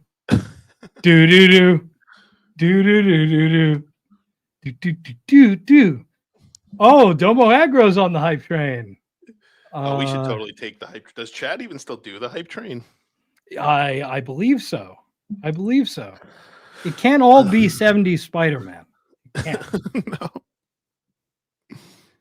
No. So yeah, exactly. Again, great point, De La. Flimsy trained for that. He couldn't do that last week. We're making. I've never done that before. I literally never done that before in my life. That was just. I just got shorts on. I'm ready to go.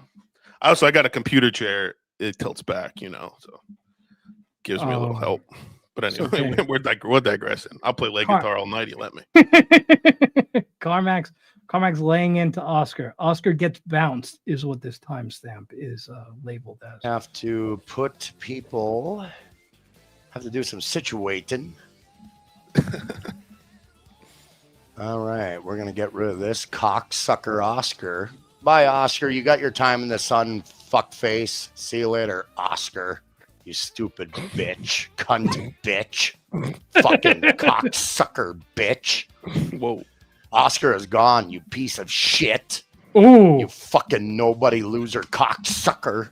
Oh, jeez. Gone, bitch. Come on, Carm. So jerk yourself raw over it. You. Oh, that seemed like a projection. I mean, it's a little bit, just a little bit. I'm saying if most of the things, most of the insults you sling at people, every finger you point, there's 3 coming back at you. So everything's projection. Yeah, that's the Vince the Lawyer school of philosophy. Yeah, and actually, Richard Dix, that's a great point that I was going to get to a little bit later. Comments are now turned off on Karmic X Live. So, oh really? On his the comments you leave under the video, you're saying? Mm-hmm.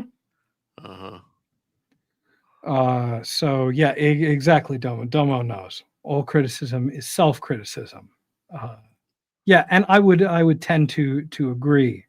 And yeah, Butch watched a bit today. Felicia was the mod and the chat was going off.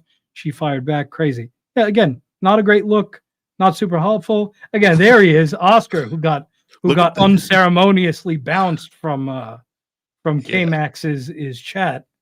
Talking real smack to him. Look at that pause you got. Look at that perfect pause. Look at that. What he's got in his face. That fucking seething. Yeah, he really. I mean, he really has some real venom in him. Well, you're about to hear him expand on that. To those who have a problem with me. But to those who like me, good on you. What's the I know who Australian? you are. You know who I am. Good on Figure you. it out. The Good ones that on haven't ya. figured it out yet, just fucking go. Run away. Go be angry and bitter somewhere else. You fucking nobody. You fucking nothing. So get the fuck out of my road. Or I'm going to steam drive right over the fuck of you. And that's Cleveland. He's got Cleveland steamer all over you. Steam drive Welcome right to over the Karmic X fuck of Live. you. I got a lot of fucking assholes in my fucking world with something cute to say every 5 fucking minutes. Thank you. Eat my shit. So I'm going to mute all you motherfuckers who have a problem with me. I don't need you in my fucking world. I don't need pieces of shit. And that's a fact. I'm done with fucking garbage. Get the fuck out of here. You don't belong. Ooh. But those who understand, you're welcome. I mean, he might be a good. He could be a good actor. You know what I mean? Like he really like comes with some real like. He could be like a good soap opera actor. Yeah, as You know? the turd whirls, I believe is the name of the show. Yeah, as the third one. But get the fuck out of my world. I don't need you in my fucking world anymore. Okay, now unfortunately, I don't think she's here to see it. This is what was teased last week, the beginning of him going after MGD. So, not Justice just not. Yes. MGD, I'm gonna block your stupid fucking ass. I am really done with your fucking your pill-induced hormonal rage. So fuck yourself, MGD. Always looking. Oh yeah, he's Your gonna go after the hormonal rage trans is angle. fake, MGD. Mm. Because you need pills and you act like a bitch. You can't do it. You pill-induced bitch. Ooh. So fuck off, MGD, cunt. Ooh. No, you're a neo cunt. Is what you are. You fake cunt, bitch. Yeah, he really stuck it to her, and that's not even the beginning of this. He goes on for another about a minute. Shades, who would ever want to hang with Karmic? Buzzkill. Yeah, I would tend to agree. Yeah, let me tell you, Flimsy's great company. Yeah, we have fun. Teamster Tim, great company. Yeah. Oh, Mutante Neocon. So yeah, a lot of people in this verse that I would love to hang out with and do love to hang out with. The homie over here. Can't really rank him amongst them, but I digress. I bet him and Felicia just.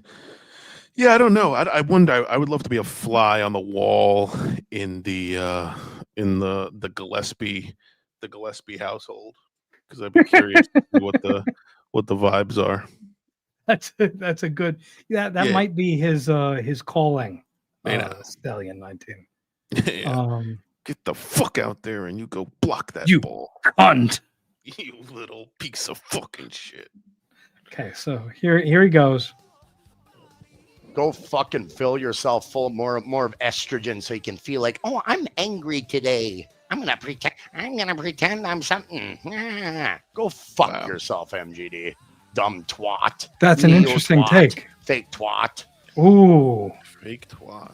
What a stupid bitch MGD is. Holy fucking shit. And also, Carmax, we don't know if she's pre-op or post-op. So you're making this purely based on speculation and thoughts that clearly have been building up. We don't know if it could be Peter Sky. It could be a Peter Sky Parker alt for all we know. You know, You never know. We do not know who MG Man Guy Dude is. But Yeah, I wish we her don't. well. I wish her well. I'm in a bad mood today, so I'm gonna yell and shit. And I'm like, fuck off, you phony bitch. You're a phony fucking bitch. You bitch. And that's what you always will be. Just keep that in mind, okay?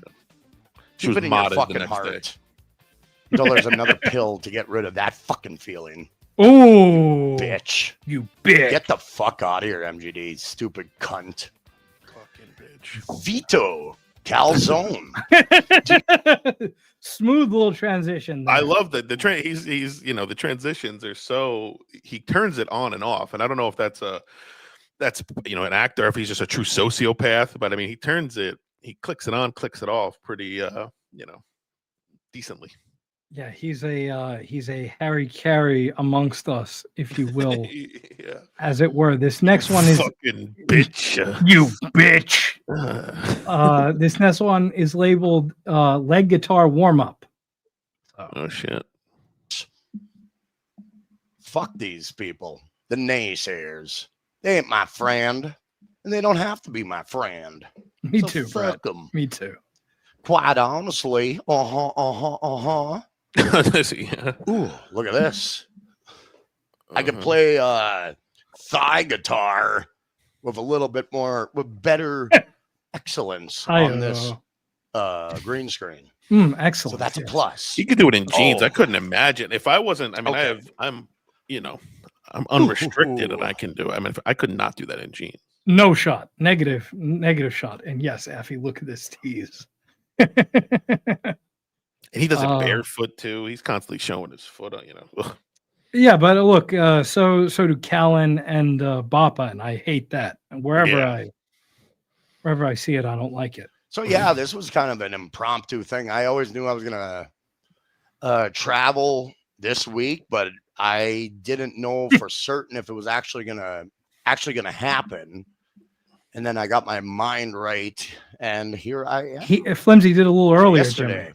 I was traveling across the country, hungover, Oh, in a lot of pain. Ow! But I made it go, because I boom. have what you call is fortitude, and I have it in spades, much to the chagrin of the fuck faces in my orbit. Okay, you know that I love that. I got friggin' fortitude over here. Yeah. I don't know where he got that hand motion from. He's a Maybe big yeah. he is a Sopranos guy. Oh, he's a Sopranos guy, definitely. So this next one is titled Dan Slips Up. Hey, Carm, how's my little baby boy? Thanks for cucking out to my demands again. I'll keep your ass around another month to own Dixon and get on MLC. I own you now, crying bitch boy faker. I never loved you, Carm. J Mo hits back walls. Felicia out. Well, at least Nice Podcast Stupid put his name on there. Ass kissing Dan coming in. Oof. You should have used the anonymous tab, Dan. You forgot again. Thanks, Dan. Poor for Offset. being a cocksucker yet again. How's that life treating you? Does your okay? I ain't gonna shit on your girlfriend. Oh, I'm a come better on, man Carm. than Dan We're by amongst a friends. Fucking long stretch of the imagination. By leaps and bounds, I'm a better man than that motherfucker who's just looking for attention any way he can get it. So I'm gonna give Aren't we all, short Carm? round shit breath any fucking attention. But thank you for your fucking horse shit, Dan. Nobody fucking piece of shit cocksucker. Oh, is that too harsh? Oh. Ooh. Oh, I see 2 hours ago when Steel Toe went live. I was going to come on earlier, people, but So yeah, okay. He goes on to shit on Steel Toe a little bit, but we get it. We get it. We're right on the same page with you, Carm. Don't worry. This next one is titled "Urge for Sig." I have a dying urge for a cigarette. Mm-hmm. And I am not going to be smoking in my current. What was that? What was that? Good times that you just did. Is there any chance he's in a hotel near Felicia? That's a competing theory. That I was thrown off because of the desk. Yeah, right. I don't see that yeah. as a hotel. Right, and it was this. It's a same desk that I think he was at. He was using last time he was in town with Felicia. But I cannot wrap my head around mommy Felicia not allowing him to drink, not allowing him to smoke weed, but allowing him to rip cigs in her brand new Cincinnati, apartment. I know it don't make sense to me. That don't make sense. Yeah, that don't make sense. She's not a smoker, right? Does she smoke cigarettes? I mean, I you would don't know. I don't believe so. Right. Right. Because maybe she came around. Maybe I don't know. Yeah. You know, but either way. Yeah, he's going hard. I wonder if they're sleeping in the same bed yet.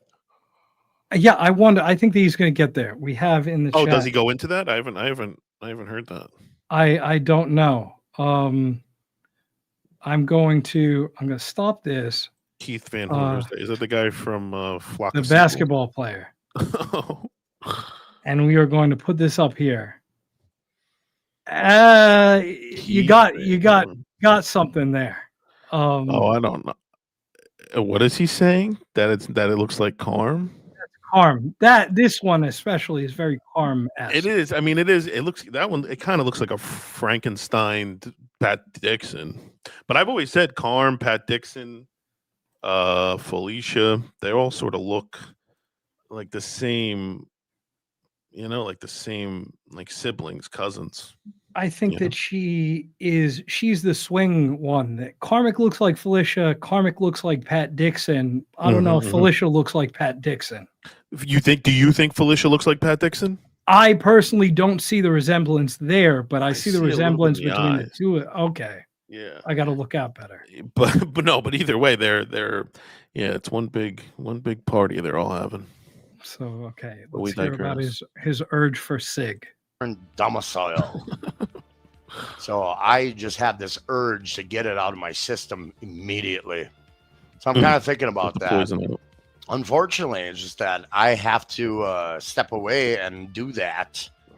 But when I am in a hurry, people, I huff and I puff and I smoke that cigarette down as quickly as humanly possible. But I do smoke a lot less in my current situation, which I'm very thankful for. 'Cause I don't need to be cigarette smoking like a fucking banshee.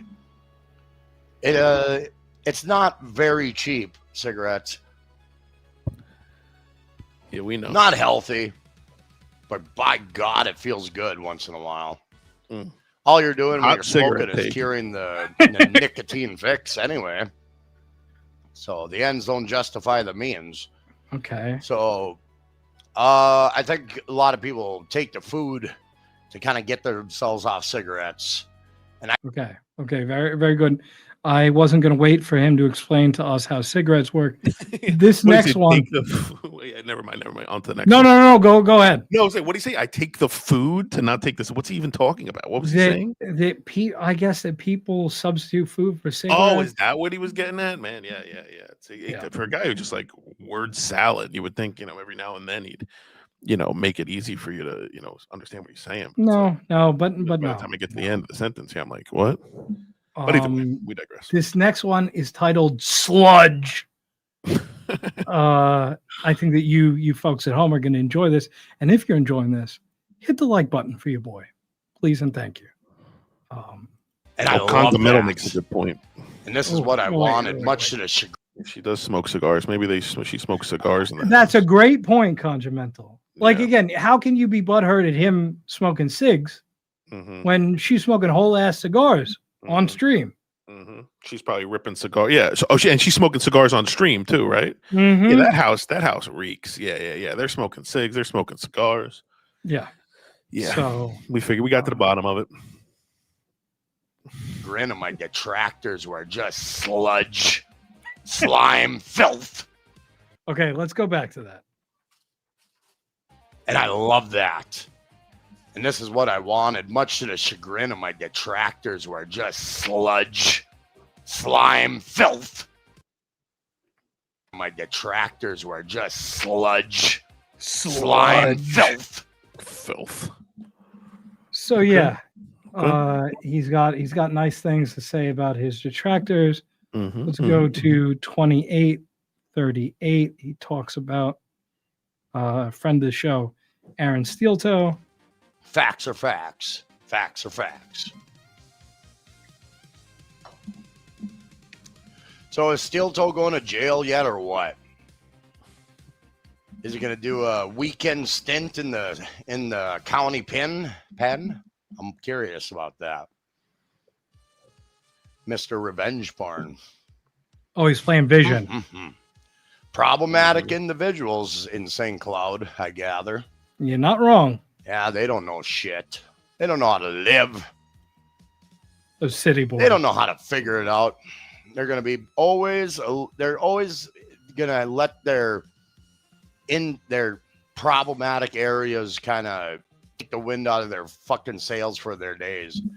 I think Steel Toe is on the way out. Oof. Jail time is going to treat him warm. Who does have it figured out? Goodridge, Minnesota. Hey. City, yes. Population of 7. Don't do the crime if you can't do the time, right? Am I right? Jeff knows. That cliche never gets old, does it? Hey, Bob. You've turned. Oh wait, is that all he has to say on Steel Toe? Yeah, it is. Okay. Now he's going to address the last stream, which was the big one, the "I'm Coming, Elizabeth" stream, if you will, as it were. I appreciate it. Thank you, Bob. Pizza shits. Are you at Gillies? Addressing last stream? My last stream, I got fucking drunk. I know. Yeah. I said, okay, fuck it. Let's go balls to the wall now. At this desk, he let got the drunk? Drink get a hold of me. Very, very good. Oh, he's talking about holy shit. It's like, I knew in my heart of hearts, this is going to get interesting, people. This is get too interesting. If that booze was going to keep, I was pouring it down heavy after the Mersh interview. But not before. Once that happened, I just doused it down my fucking throat. And I said, okay, motherfuckers, you guys want reality? I'll give it to you. And that's what I did on my stream. And it was fucking painful. I can't watch it. Ugh. When I drink, that's a moment of myself I just can't come to abide. I don't like drinking, people. I don't like drinking, Minnesota. but I was making some major changes in my life, and I needed something legal to get everything I was doing was legal. It's just that it's not conducive to a healthy lifestyle. Oh, okay. So now I'm just smoking. I see why you bud, said legal. and that's about the extent of it now. Okay. I had bud. There was no bud, no weed. I was getting off of that, but Bud, you're 41 years old. Can we stop calling it Bud? Best thing for me personally. It keeps me positive, keeps my mind going, keeps me good. I feel it makes me a better performer. If I do say so myself.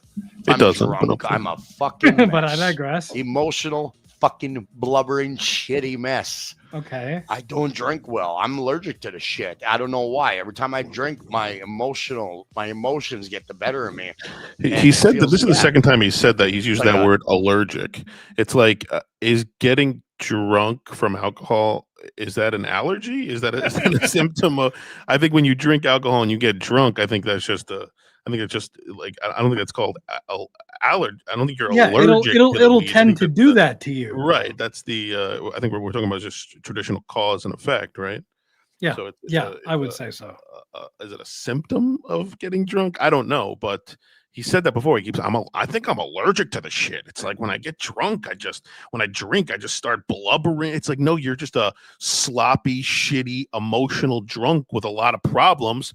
And hey, what happens when you get drunk? All those stupid, shitty, emotional problems come out, and you just happen to have this other thing where you do it on live stream. So it's like you get this, you have this recording of it for you to analyze afterwards, and there's people who are calling you out on it and laughing about it and posting about it and clipping it. It's like, these aren't allergies. You're just drinking. You're getting drunk and you're a mess. You hate the way that you look shit faced right when you sober up and watch the tapey, as Stuttering John would say. Are you allergic to getting clipped and making looking like an asshole? Just like That's also an allergy. It's funny how these guys view the world, right? And it's just funny what a warped sense of how they perceive their own realities versus us shitheads in the chat room. How we sort of see them. It's his world. We're just living in it. Right. So. instant depressing feeling that I get when I drink, and it's not good. Is it entertaining? For all the wrong reasons. For all the wrong reasons. But yeah, I am at Felicia's, and we are enjoying our time together, and it has been a fucking ball. Absolutely. You sound like you're having a good time. Fart on my. You see that picture? You saw that picture? Yes, that was the on picture Twitter? of the two of them together. Yes. Where was that taken? I have no clue. I wonder what fast casual restaurant that took place in. They look like two lovebirds just enjoying each other's company. Yeah. Waiting for a bus. Okay. So this next one is titled MGD again. Oh my God. Leave MGD alone. Well, I wish that he would. We all can't be like MGD and filled full of chemicals to make ourselves feel like I am down today. I want to feel like I'm having my period. Yeah, that's good take. Bush, Felicia learned in her therapy to get in a relationship with a guy drunk and crying on stream. Fire your therapist.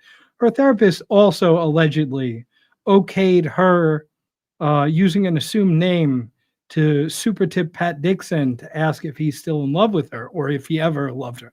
I don't remember. So yeah, so there's that. Therapist.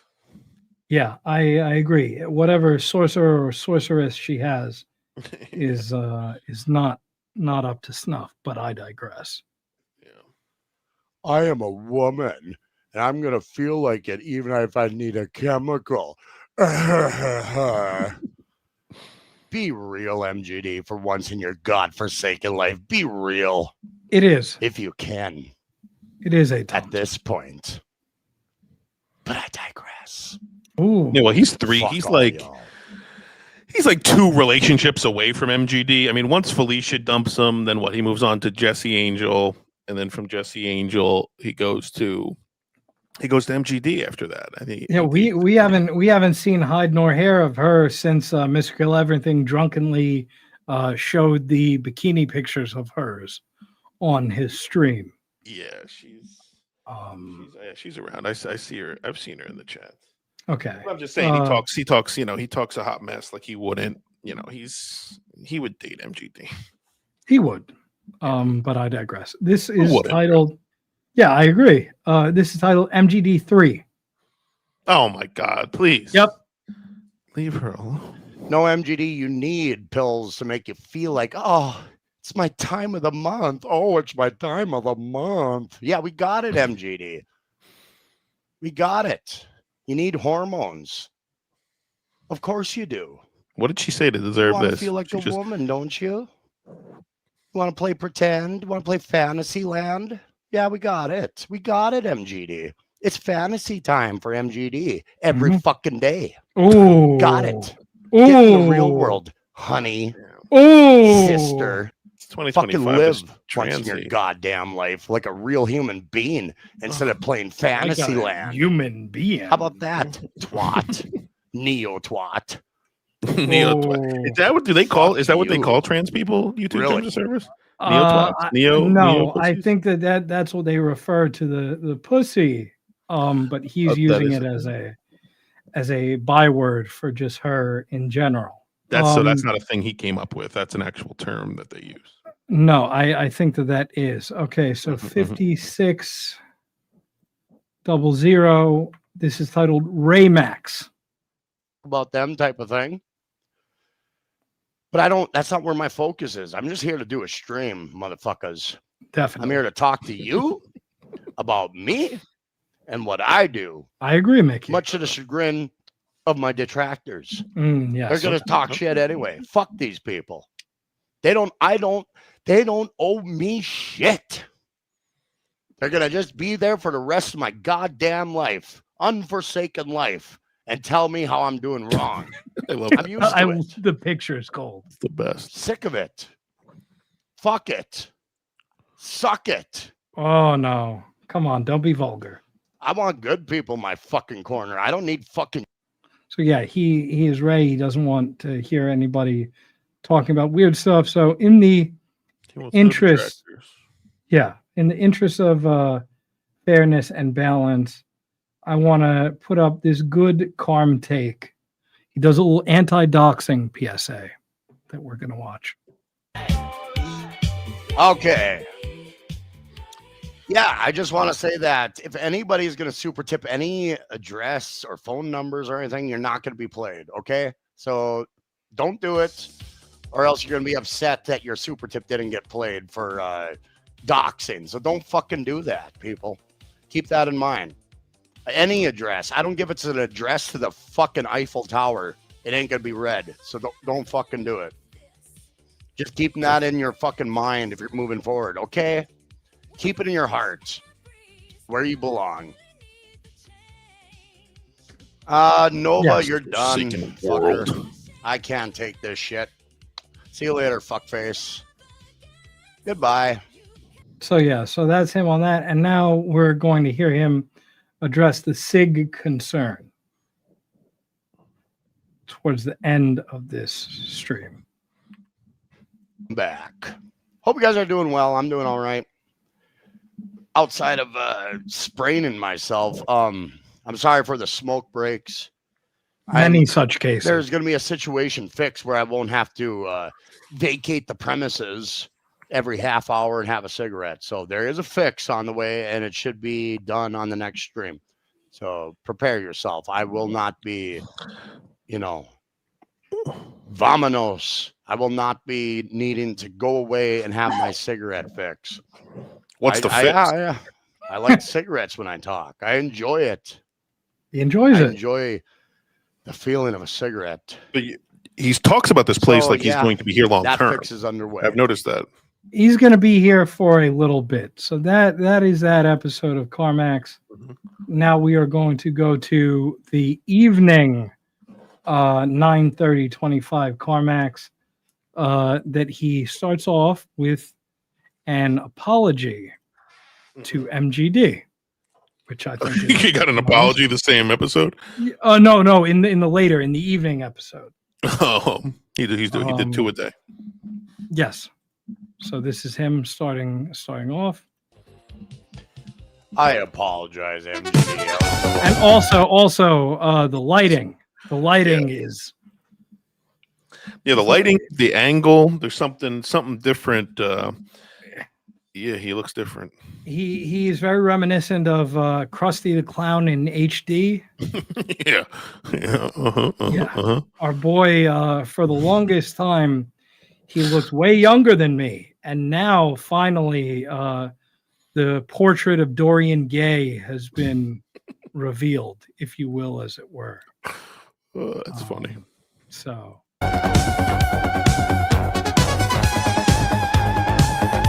Oh, immediate. Dude is spineless. I felt a little wrong in that. I went a little hard in the paint. Okay. But don't worry. I'm making adjustments to my stream. You like that? Wish me luck. Cigarettes will keep up. Karmic X Live, MGD. I apologize for going a little overboard. You were a little harsh for no fucking reason. Okay. And I was a little harsh, and there we go. End of discussion. We'll move on, fine. But welcome aboard, everybody. Welcome to Karmic X Live. I'm your host, Karmic, coming at you. Okay, yeah, we know. Now we're going to move to 6:45 to 7:40 Ray voice super tips.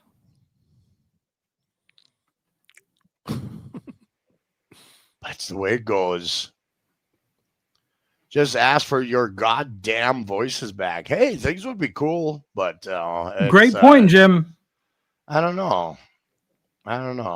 I just went on a tangent with Melton about dabble voices like Carl, and he got rid of everybody for no reason. So I kind of knew Melton was going to use the super tip system in that way. I just was waiting for it to happen, and he did. He did it against Chad too, I think. So wasn't that short-lived foray? Well, okay, Chad, in his own words, was begging to be taken off of Super Tips, right? And you were really pissed one day that the Carl voice was making fun of you. And so Melton helped you out. And Jim makes a great point. Okay, shoot a fucking email. Get your voices back, bro. And Pat Dixon. He was mad at the Pat Dixon voice. I think Melton's quick to shut you down if you request. If you say one thing sideways about those voices, he's quick to take them from you. And I wonder, someone said it was I forget. Someone speculated that was a matter of like legal issues, like if you request that the voices be gone, that he sort of has to That's you. That's you with your voice. I'm not really sure. Oh, whether right. that, I'm mixing up the two. You're right. You're 100% right. Yeah. So he probably just does it just to straight up fuck with them, and rightfully so. He seems. He seems like a little vindictive, or if that's the right word, but he's gonna let you, he'll let you eat your words very quickly. Yeah, he's not gonna give you a second try. Mickey, great point. It's very much reminiscent of Perry. But it's disgusting, degrading, demoralizing, high desert whore from my stream. That's again, Perry gets mad at the voice super chats, at the super tips, thinking that they're them. But whatever, if Jelly Boy wants to act like a petulant fuck, I got it. Loud and clear, petulant piece of fucking dog shit. And I'm talking about you, Melton. But other than that, thank you, Melton. That was nice. He thanked Melton at the end. I hope that the final boss is here watching, because we have him doing a little impression. 1451. Wholeheartedly. Thank you, Kena. Rock on. The final boss. Do a Big the Cat impression. Is he the last mentally challenged character in video games, or has there been one since? That's actually good. Seems like they can't look at that character type. Dumb, It was a Big the Cat. I don't see stupidity and cat going together. I mean, even Sylvester the Cat from Looney Tunes fame had some semblance of intelligence behind him. That's a good take. So I've never understood that, a cat could be a dirt. They seem like an intelligent creature to me. Was Garfield? In my humble Garfield opinion. was just fat. Yeah, Garfield got his way, though, a lot of the time. So he was smart. Yeah. I attribute intelligence to that. No, yeah. And a lot of dumb cats. But I digress. I can't. I gave you all I could there, final boss. Do a Big the Cat impression. Like Lenny from Mice and Men type of. I like Opie. Opie was my yeah, I can't do that no more. Can't do that no more. Times have changed, unfortunately. Yeah, you can't do a Big the Cat anymore because woke. Okay, this is 1935, entitled Chat Check. Okay, let's see what he sees when he looks into the chat. Oh. Garfield is a card. Insults. My mom's favorite. Doom is a piece of goddamn dog shit. Goes without saying. You don't even have to say anything. But you did. Fuck Doom. Doom is MGD. Oh yeah, Tug Simp. He's kind of a cocksucker. Nope. So yeah, keep sucking that knob, bitches. I should actually take an IQ test as a bit for my shitty show. What if I'm actually a genius and prove everyone wrong? Then maybe Jilly will let me wear her underwear. Oh no, Carm, you're getting stuck to by the voice chats again. Okay, so this is entitled sticking it to Dan and Shmuel. So equal opportunity Karmax. Hey, Carm, how's my special little baby boy doing today? Playboard numbers are way down. You only made $40 in supers earlier. This isn't going well. If you don't start making money again, I'm calling up J-Mo to touch my back walls. Felicia, out! That was... Duh. Yeah, you gotta love AI. It acts by itself sometimes. That was from Dan, Nice Podcast, Stupid. Yeah, he doesn't see the forest for the trees. Let's look at Nice Podcast, Stupid, and their numbers. Oof. Let's add them up, Dan.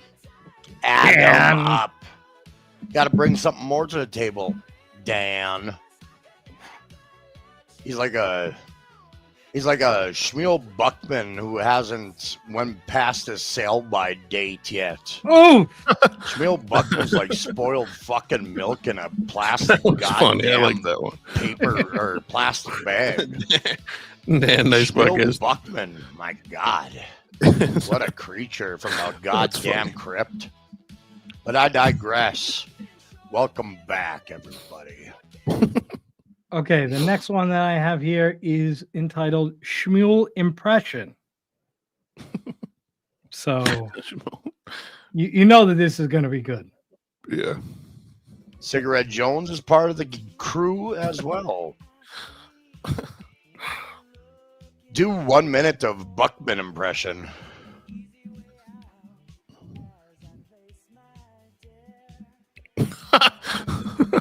No, I can probably talk like Shmuel, but I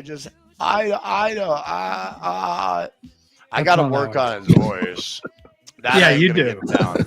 But Shmuel impression. There's a cadence there. I just don't know what to say. I really don't pay too much attention to Shmuel, but it's very, very weak. Very lazy, very tired, and you really don't watch a lot of Shmuel. I don't know Shmuel all that much. I've been out of the Shmuel business for a while, Mike, personally. Yeah. The first couple seconds, perfect. Capricious with his words. Shmuel's been a little capricious with his words. Capricious, capricious son. I wonder what he thinks that means. Yeah, I don't know. Like, what are you? You tell me. You define it for me. For me, capricious. When I hear capricious, I think of Capri Suns. I'm stupid though, so I don't know what capricious. No, capricious. When I hear capricious, I'm gonna say, I don't know. I hear Capri Suns. What does capricious mean? Capricious is finicky, mercurial. Let's Okay. not. Capricious. That's what I was gonna say. I was gonna say I wasn't thinking about juice boxes. No. Characterized by arising from or subject to caprice, impulsive or unpredictable. Yeah. Governed or characterized by caprice, apt to change suddenly, freakish, whimsical, changeable. So Yep. Yeah. Yeah, it's a word, that's for sure. It's definitely a word, but it's not. I don't think it fits with what with what he was trying to say. Nope. But those first couple seconds of his Shmuel impression. The Shmuel was good at the beginning when he's doing the eyes like that. Oh, because that really embodies Shmuel. Just the 3 seconds of just staring at the camera, not saying anything. Yes, that's more of the impression. That's fucking great. That was a little problematic with his words. Now, I don't know if he was misspeaking, but Dixon's eyes bulged out of his head when he said that line, and I was like, Like Shmuel. What can I tell you? What can I tell you? But I digress. Mario knows. Mario, movie star, fingernails. Yeah, he does. Okay, this is now entitled K-Max versus Dan again. 32 or 42, excuse me. A sign of indulgence to use words you barely understand. Yeah, that's what it's all about. We know this. Speaking of penis breathery, here comes Nice Podcast Stupid. Baby boy Penis. doesn't look so young with bad lighting. Okay, gotcha. What do you look like when you have the camera over your fucking head, like right here, and your stupid light fixture over your head? You look like a fucking idiot, Dan. Oof. Maybe you should work on that. Got him. Work on your own fucking stream once in a while instead of worrying about others, you dumb motherfucking bitch. So go fuck yourself. Oh, I love Karmics. But I digress. So, and then to round out this stream, he plays Borderlines twice and then almost 3 times, and then he shuts it off.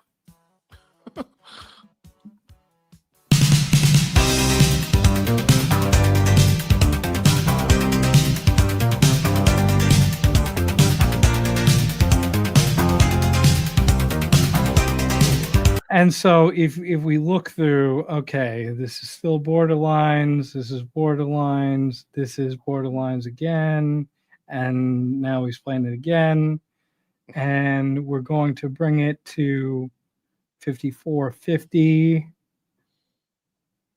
which is when he jumps back on and he realizes the shit's about to play again, and is like, all right.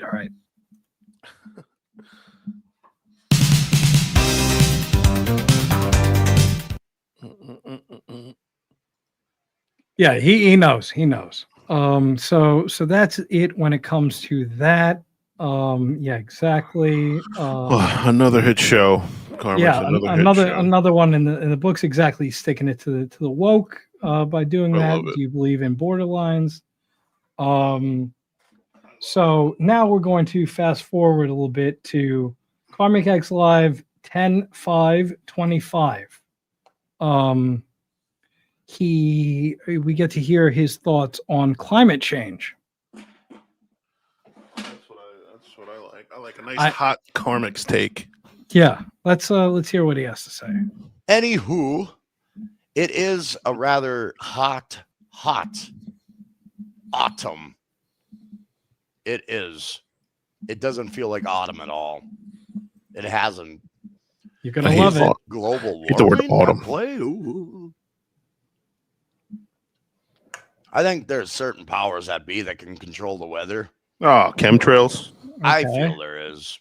Okay. Especially when China is doing cloud seeding. I knew it It's was China. Not too far out of the realm that the powers that be or the government has some semblance of control over the climate, just to pursue fears and stoke those fears in the populace.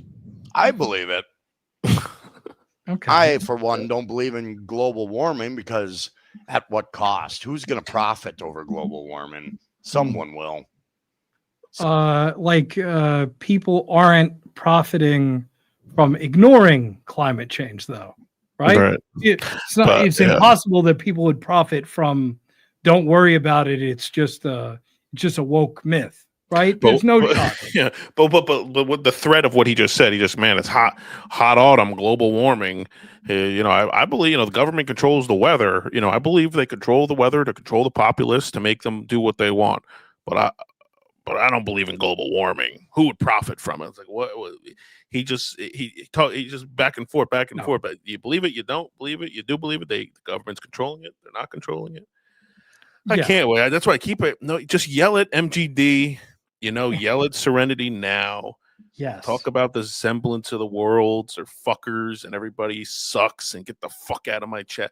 Nobody needs your hot and fresh takes on literally anything. President, weather, travel.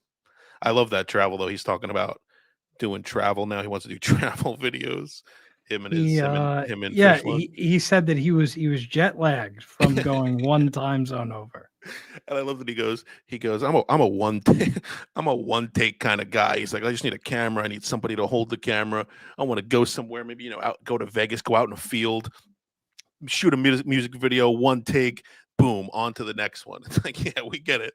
You don't put any effort into what you do and you're one take Karmics. Yeah, we know. I can't wait to see. I cannot wait. I'll start a GoFundMe because I will contribute. I want to see these music videos.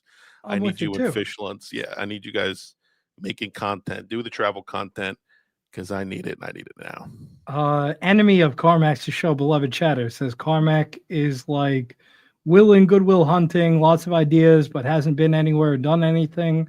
Also, he's not a genius; he's retarded. Exactly. There is that little caveat there.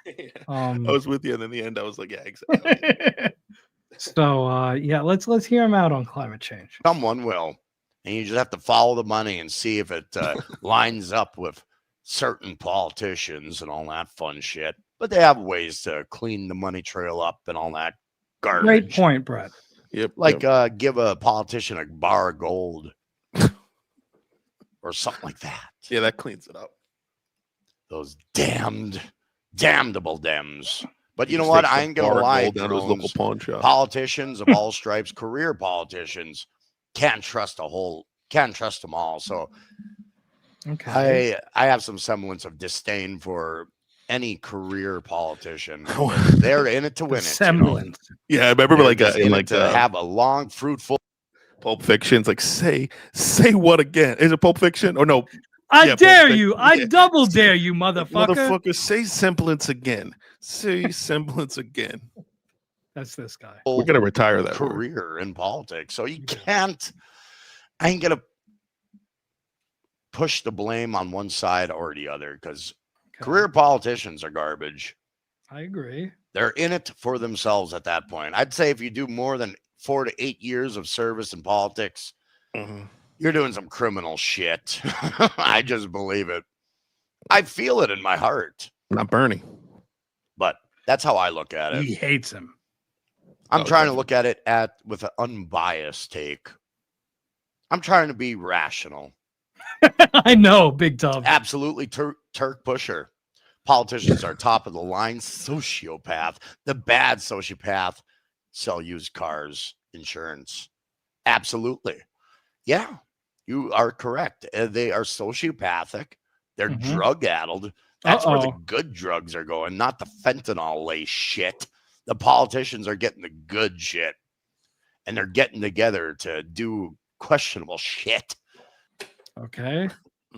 Let's move it like 5 minutes thereabouts after this, less than 5 minutes. He discusses the wildfires from Canada. Oh. And about Canada, I gotta stress this. Canada has a forest fire problem that does affect my area per se. I don't know. It's I don't know if it's a Manitoba thing where there's certain forest management every single summer. Get it, Jimmy. Smokes out my region.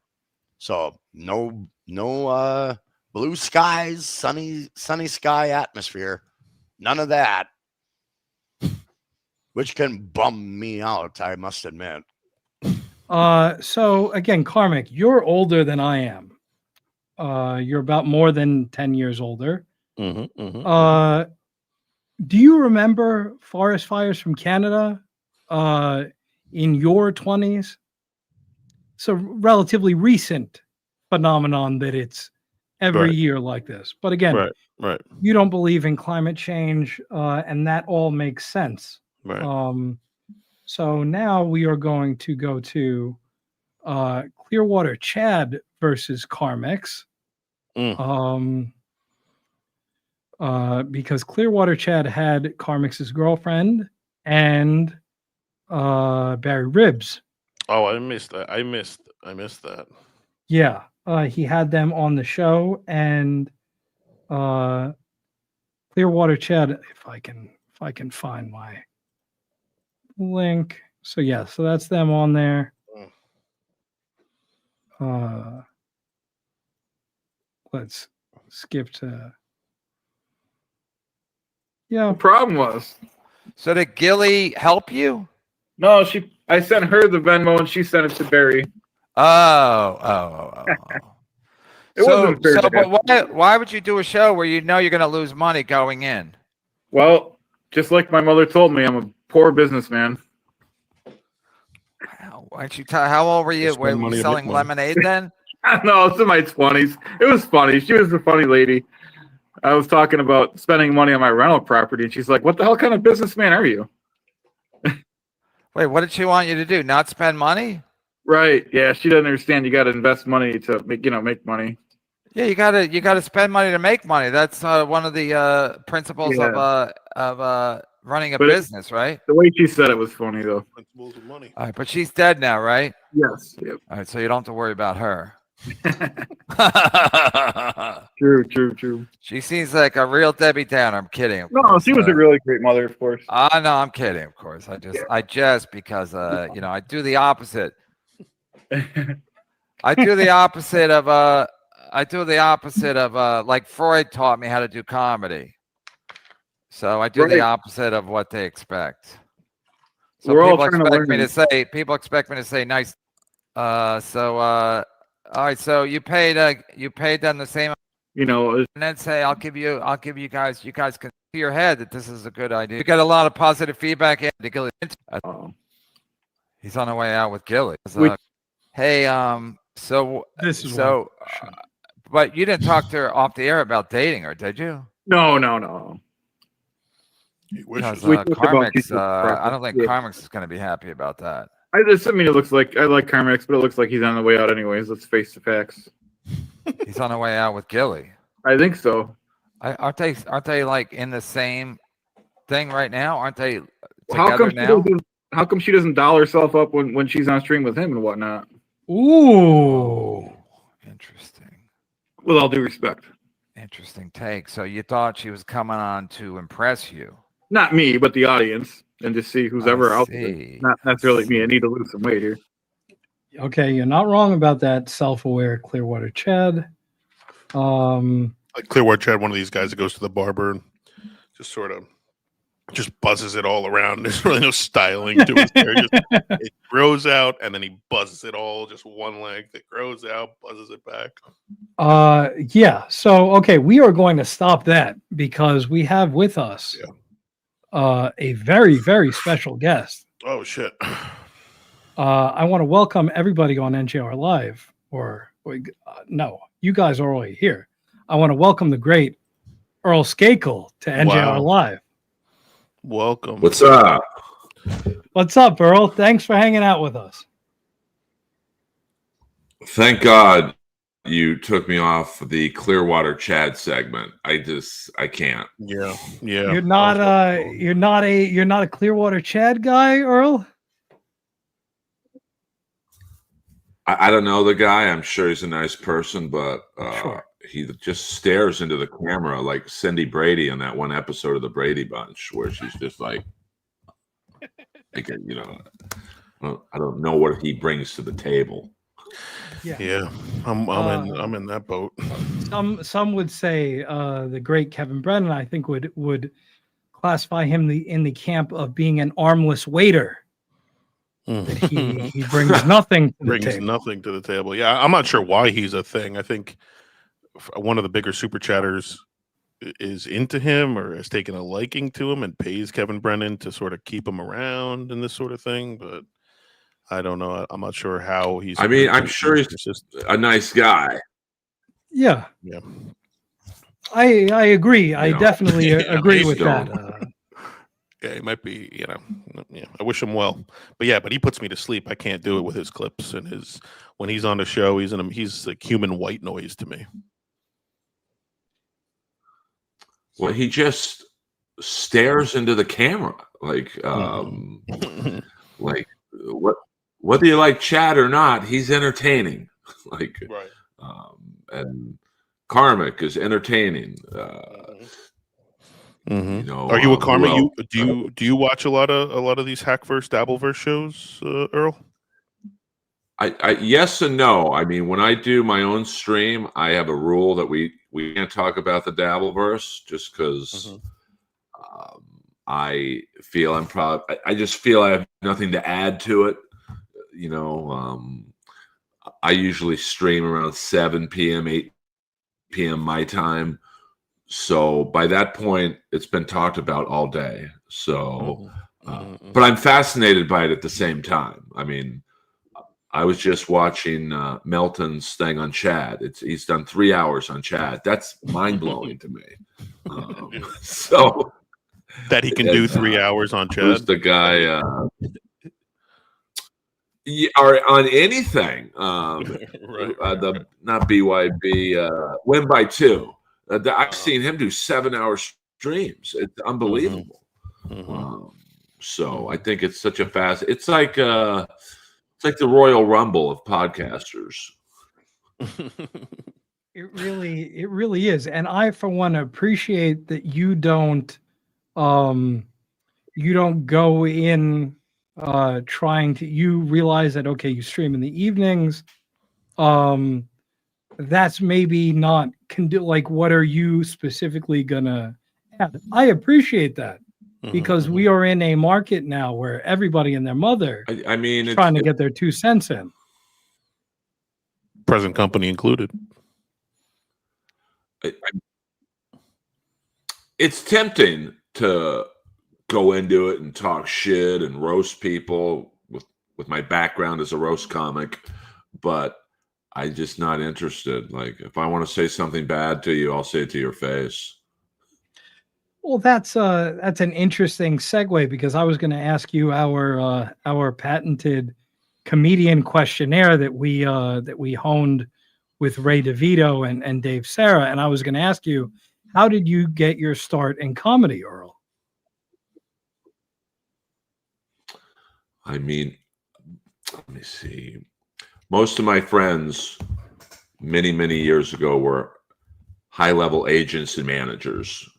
They worked at, I might lose you on some of these places, but 3 Arts and ICM and William Morris, CAA, Triad, which was a big agency. And they were like, dude, you're the funniest person we know. Just get into comedy and we'll help you. And of course, when I got into comedy at their beckoning, they all quit the business to get into real estate. So I struggled for a very long time, but then got my foot 10 years, probably 12 years in. I mean, yeah, that's an issue. I do know some of those names, those agencies.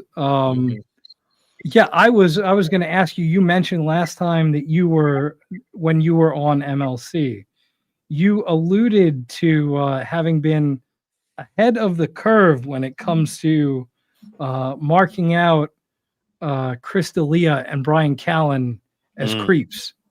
You want to expand a little bit on that with us? Or?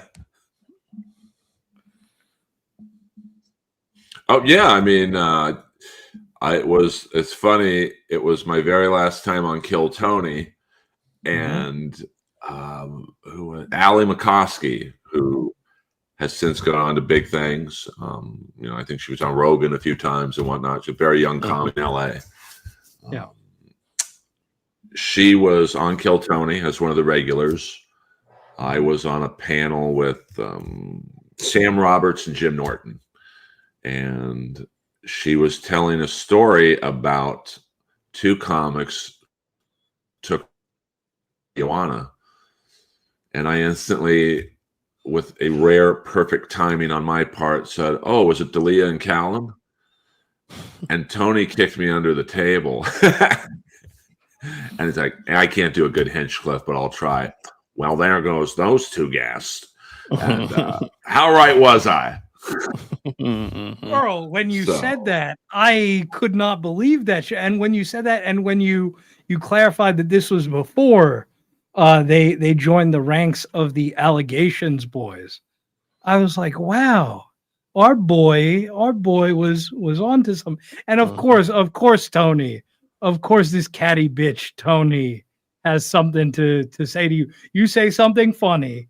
God forbid there's something funny on a comedy show, right? Oh my God, perish the thought. That was probably a little too well, real. This was, you got to understand. Well, that's what makes I'm going to sound cocky here. You can ask anyone who knows me. I'm not cocky at all.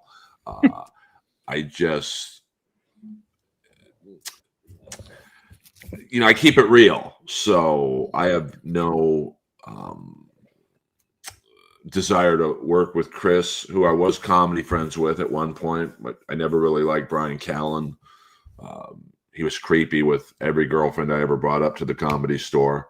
Wow, what a shock. So, it's Kill Tony. It's a roast show. Yeah, I know. And then the weirdest thing was a couple months ago, he sent me a friend request on Instagram. It's like, you got to know I don't like you. Like, but, the last time I saw him, I was in the original room at the Comedy Store performing, and she was my fiance at the time, but I guess I'll say my ex-fiance now. She had seen my act enough where she was just, I think she was outside with a friend smoking a cigarette or something. And I come out, and Callen's got his arm draped around her. And, the hockey temper came out of me. And I'm like, what the fuck are you doing, bro? And he's like, I'm like, that's my girlfriend. I didn't know she was with you, Skakel. I'm like, well, you knew she was with somebody, bruv. Like, so, that's my Brian Callen Comedy Store story. Hey, everybody, it's me, Brian Callen. I'm going to be at the Irvine Improv this weekend. That was a good one. Probably not. Probably just those there days are past. and nowhere else. Yeah, no, I appreciate the shooting from the hip, and again, you can speak to this better, Earl. The playing politics of it started off as a West Coast thing, and now it moved to Austin. That these guys, it's all about who you know, which again, a lot of industries are like that. It's so refreshing to hear somebody who is not in that sort of circle jerk thing. I'm in it, but I'm on the bubble of it. So, I did the Mothership about a year and a half ago, and Joe was there, and it's. Like, I'm in with Joe, but I'm not in with him. I know that makes no sense. But, there's just...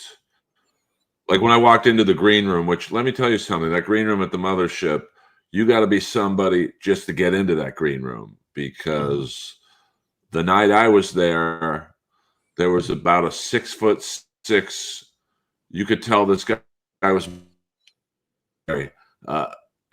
like centurion, I guess I would call him. He wasn't even like a door guy. He was just like this dude you would not want to fuck with. And he let me in, and because Joe was in there at the time, so and then Joe got up as soon as I came in, gave me a big hug. Hinchcliffe, me and Tony are like big brother, little brother. Okay. I get along probably better than most people do with him. And it's, there was just too many people ahead of me at that point already. So I haven't been back since, but it's a great club. I don't know. I think the mistake a lot of people are doing is, Adam Egget is the booker, and he was the booker at the Comedy Store. So if Adam didn't book you at the Comedy Store, he ain't going to book you at the Mothership. So I think a lot of people are finding that out. Yeah. Is there any truth to the fact that we hear that they're opening up a Mothership in New York? Is there like an East Coast Mothership? Is that a thing, or is that just like a rumor? I don't want to say it's not true. I've never heard of that before. I know the Cellar and the Stand are pretty established.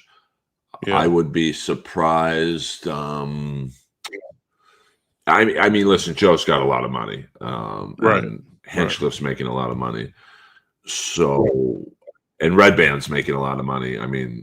That show is Kill Tony is wow. It's making a lot of money. Because the people on the show aren't getting paid that well, you know, the contestants. No. So, I mean, boy, that would be an expensive proposition unless they took over a club that wasn't doing well. You know, I mean, New York real estate is insane. Right. So I don't know. I've not heard that.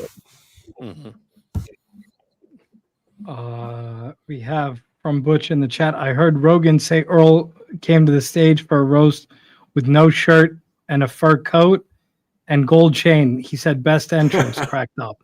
That's funny. Can you confirm or deny that, Earl? Well, it is true. It was against Jesse Joyce, who is a brilliant comedy writer. I think he was a New York comic for a second, and friend of Ray DeVito's. Yes. Yeah, I think Ray DeVito's first roommate, I believe. But the funny thing is, and I'm not trying to promote myself, but that clip is on YouTube somewhere of, I guess if you look up Joe Rogan, Earl Skakel or whatever. And the guest on Joe's show that day was Jeff Ross. Now, me and Jeff hate each other. So it was just so funny. You talk about human psychology. Joe is raving about me to Jeff, and you literally see Jeff squirming in his chair. And I know Jeff, I've known him for a long time. I know exactly what's going through his brain. He's like, okay, well, I want to get invited back here. Joe likes Earl. He's complimenting Earl. So I've got to kind of navigate, you know, around this without being a dick. And it's so funny, knowing how I know Jeff's brain works, that he just had to sit there and take it. Again, you love to see it. You love to see another fellow allegations boy, Jeff Ross, having to deal with Rogan hyping you up and trying to play it off like, oh yeah, no, Earl's great. I mean, he just had to like, oh yeah, there's lots of great entrances. There ain't. So you know, I love shit like that. You know, it's just funny to me that, you know, I mean, Joe's the king, and you don't want to piss Joe off. And you know, even someone like Jeff knows, hey man, I'm second banana here. So you know, it's just funny to me. You touched on something that I wanted to ask you about. You were talking about the hang in the mothership green room. What green room has the best hang in your estimation, Earl? Well, I would say the mothership if you're in with Joe and Tony. I mean, you know, because it's like a boys' club, and every comedy club is a boys' club. It's just there. I think it's more amplified. For me personally, I love the Comedy Store main room, green room, because it's kind of a maze to get back there. So it's probably the second toughest green room to get into, just because you know, the mothership is by far and away the toughest to get into. And then it's not necessarily a backstage, but it's funny, they built this bar for Joe, and then he went to Austin. But there's a back bar at the Comedy Store that nobody can go into unless you're escorted by a paid regular. So that's fun, you know, because they have TVs and it's cool.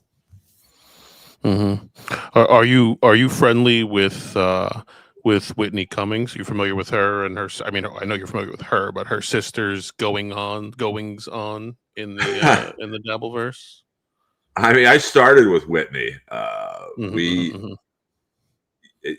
We used to do an outdoor patio show on Friday nights, where literally you'd be in the middle of a punchline, and there was a bus stop right outside where the stage was, and usually a bus would interrupt your joke. And probably the biggest regret I have in comedy is she would always ask me after the show, hey, do you want to go to Jerry's Deli, which was down the street? and write. And I'm like, to myself, I'm like, I'm gonna go get some pussy, and I'm like, nah, I'm tired. I mean, that's what I tell every young comic. Network. That's the biggest mistake I ever did in 25 years of comedy. Was man, I think Whitney did all right for herself. In terms of Ashley, I don't really know her. I just, she to me seems like has a fan of the Dabbleverse. I would say she's just the newest 15 Minutes of Fame person. Which the Dabbleverse needs. You need Karmic to come in, you need Felicia to come in, and then it's Ashley, and then it's Mr. Kill Everything, and then it's Clearwater Chad, and there'll be someone else in a month, and because it's the same shit, really. It's Stuttering John's a loser, Steel Toe, blah blah blah. So you need new. It's very much like wrestling. You need new characters to come in and do a storyline and then leave. So, do you think? Go ahead. Ashley? No, I was gonna say, do you think Ashley's sort of what she's doing and her sort of engagement at Dabbleverse, does that get on Whitney's radar? Do you think? Like, do you think Whitney tunes into this to sort of does it affect her in any way? I'm always curious about that. Like, I'm curious if in the chat of 600 people is Neil Brennan watching Kevin Brennan, is Whitney Cummings tuned into her sister being a psychopath on these shows? I'm always curious about that. I mean, I'm going to lose your younger audience with this reference, but my friend had a radio show here in LA. It's every Monday through Friday, 5:30 on a big AM station, and he really targeted. It was almost Dabbleverse like. He really went after Howard Cosell, and you think, well, Howard Cosell's not listening to some unknown guy's radio show, and I know for a fact Howard Cosell knew every fucking time this guy insulted him. And I think Whitney's the same way. I don't think she listens to any of this shit. She's too busy, to be honest. But she knows, she's aware of her sister's online presence, but she probably doesn't know exactly what's being said. In terms of Neil Brennan, I don't think Neil cares. He's pretty happy in life. I mean, he gets A-list. I mean, it comically, I don't know about his personal stuff, but he can go up at any club in LA. He could open up for Dave Chappelle, or he could headline most rooms. I don't think he does the road a lot, but he's happy professionally. So I don't think he cares about Kevin talking shit about him. So no, I can definitely understand what you're saying, Earl, because earlier in this very broadcast, Flimsy and I were watching today's episode of Chad Zumock, and we didn't get it but a couple of minutes into it, and he took the video down. So trust me, I can understand somebody who you think is above your stature actually being quite in tune with the criticism. Yeah. I mean, I think if you're a working comic or a screenwriter like Neil or Whitney's pitching TV shows to 5 different fucking networks probably right now, right? She's not tuning into Chad's show, right? Or anyone's show, right? Sure. So, but they're told things. Whitney has lower level comedy friends, probably on my level. Yeah, this guy Chad Zumock was talking about you and your sister. And she's probably like, what? Right. Huh? I'm about to talk to the head of Netflix. Who the fuck is Chad Zumock? Right. So I wanted to go back to your point about you and Whitney back in the day. Sure. To go to Brian Callen. Chad says that the Brian Callen Me Too is totally made up bullshit. Me Too. On the early days, during the early days of The Fighter and the Kid, when Whitney was a guest, she told the story about them leaving the Comedy Store, and she was going to give Callan a ride home.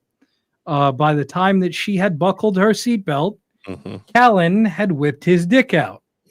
So again, is it such a far-fetched thing to think that this guy who, again, at least in my perception, if a woman is driving you home, possession is 9/10 of the law.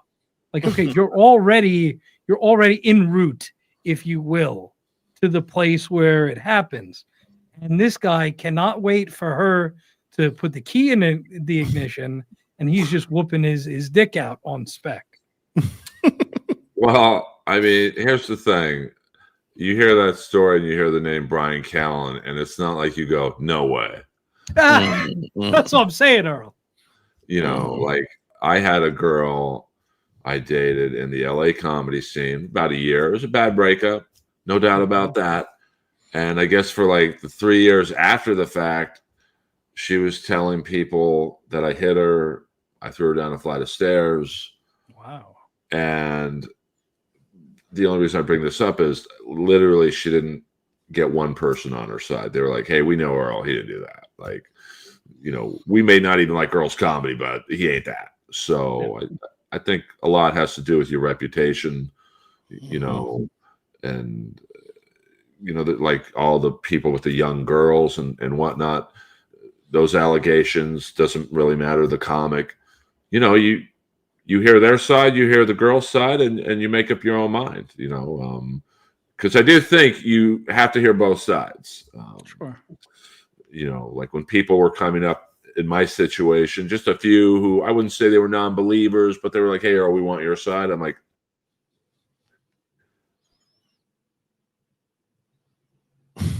Earl, we lost you. You left them hanging. So literally, no. And it's never changed. So, you know, with Callan and the others, Dalia and whoever, so many people have got accused. It's hard to keep track of. You know, you hear both sides, and I mean, you know, he said she's so you know, you look for any outline factors of that point the needle towards either one, and you know, like with Dalia, there was digital footprints, you know, saved videos, or not videos, but screen recordings of Snapchats. Allegedly that sent. now famous clip, where he found out what do you mean you can record Snapchats? You can save Snapchats? That was just the brilliant. look on his face was, you know, he was talking, he's talking. I think it was Callan or Schaub said, "Oh, you know, you can screen grab Snapchats," and he just was like, it's like, what do you mean? What? So I didn't even know you could do that. My ex is the one who told me. She was a real internet. She was very savvy with the internet. So I asked her, and she said, "Oh yeah, you can screen record anything, really."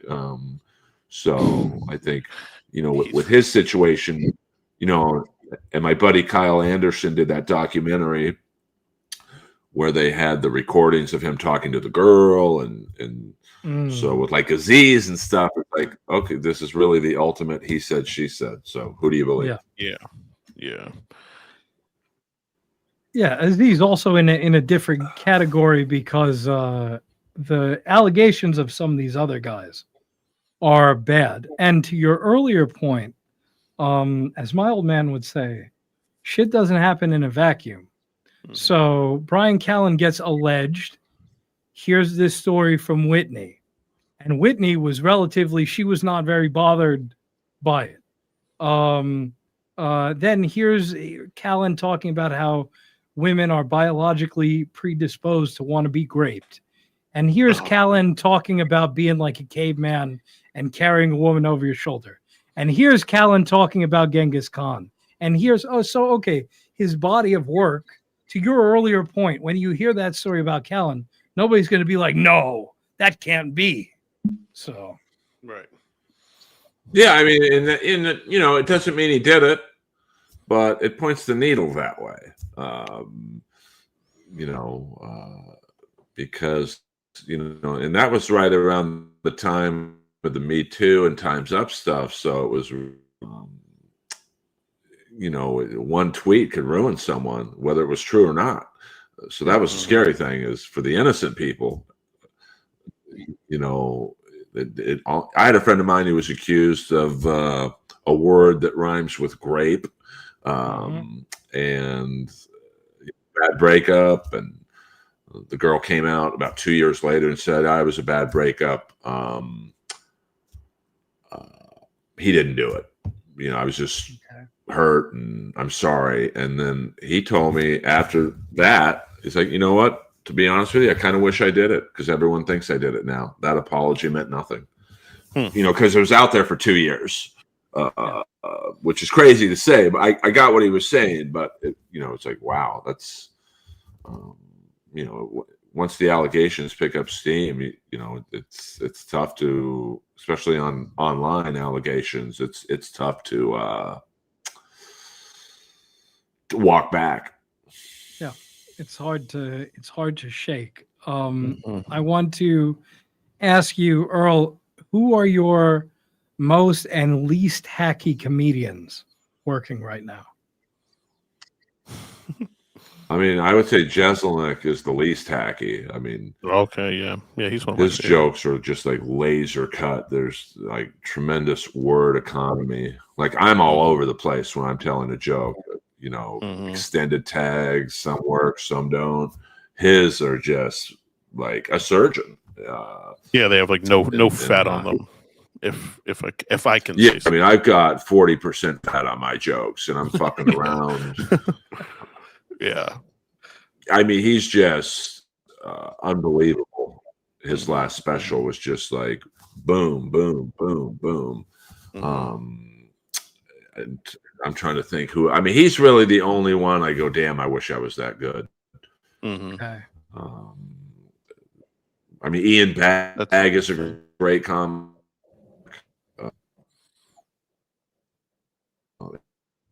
In terms of who's hacky, I'll be honest with you, I'm not trying to get out of answering that part of the question, but I don't watch comedy. So, because I want to do it. So I don't watch bad comedy. I don't watch any comedy. Like someone asked me the other day if I thought Hinchcliffe was funny. Now, here I've worked for I've known Tony for 15 years. I've never watched one set. And he's brought me up a few times, and I still didn't watch it. I just waited by the door to hear, hey, here comes Earl, whatever. So, a lot of people think I'm hacky.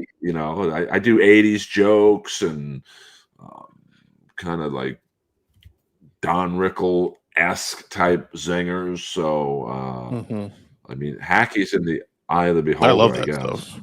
Yeah. Yeah, I mean, I just, I talk about the 80s and whatnot. And, I roast myself. I mean, hacky to me, I mean, I guess I'd say a lot of the Kill Tony comics are hacky. But I'm only watching them for 1 minute. Timmy No Breaks? What do you think about Timmy No Breaks? I mean, it's almost like Dabbleverse, where he's like the new 15 minutes of fame Kill Tony guy. Do you think he's funny at all, or do you think that's 100% hack? It works for the show. Right. Could he do an hour of that? I don't know. Probably not. I mean, I don't know enough about him to. Yeah. I think with a lot of those Kill Tony comics,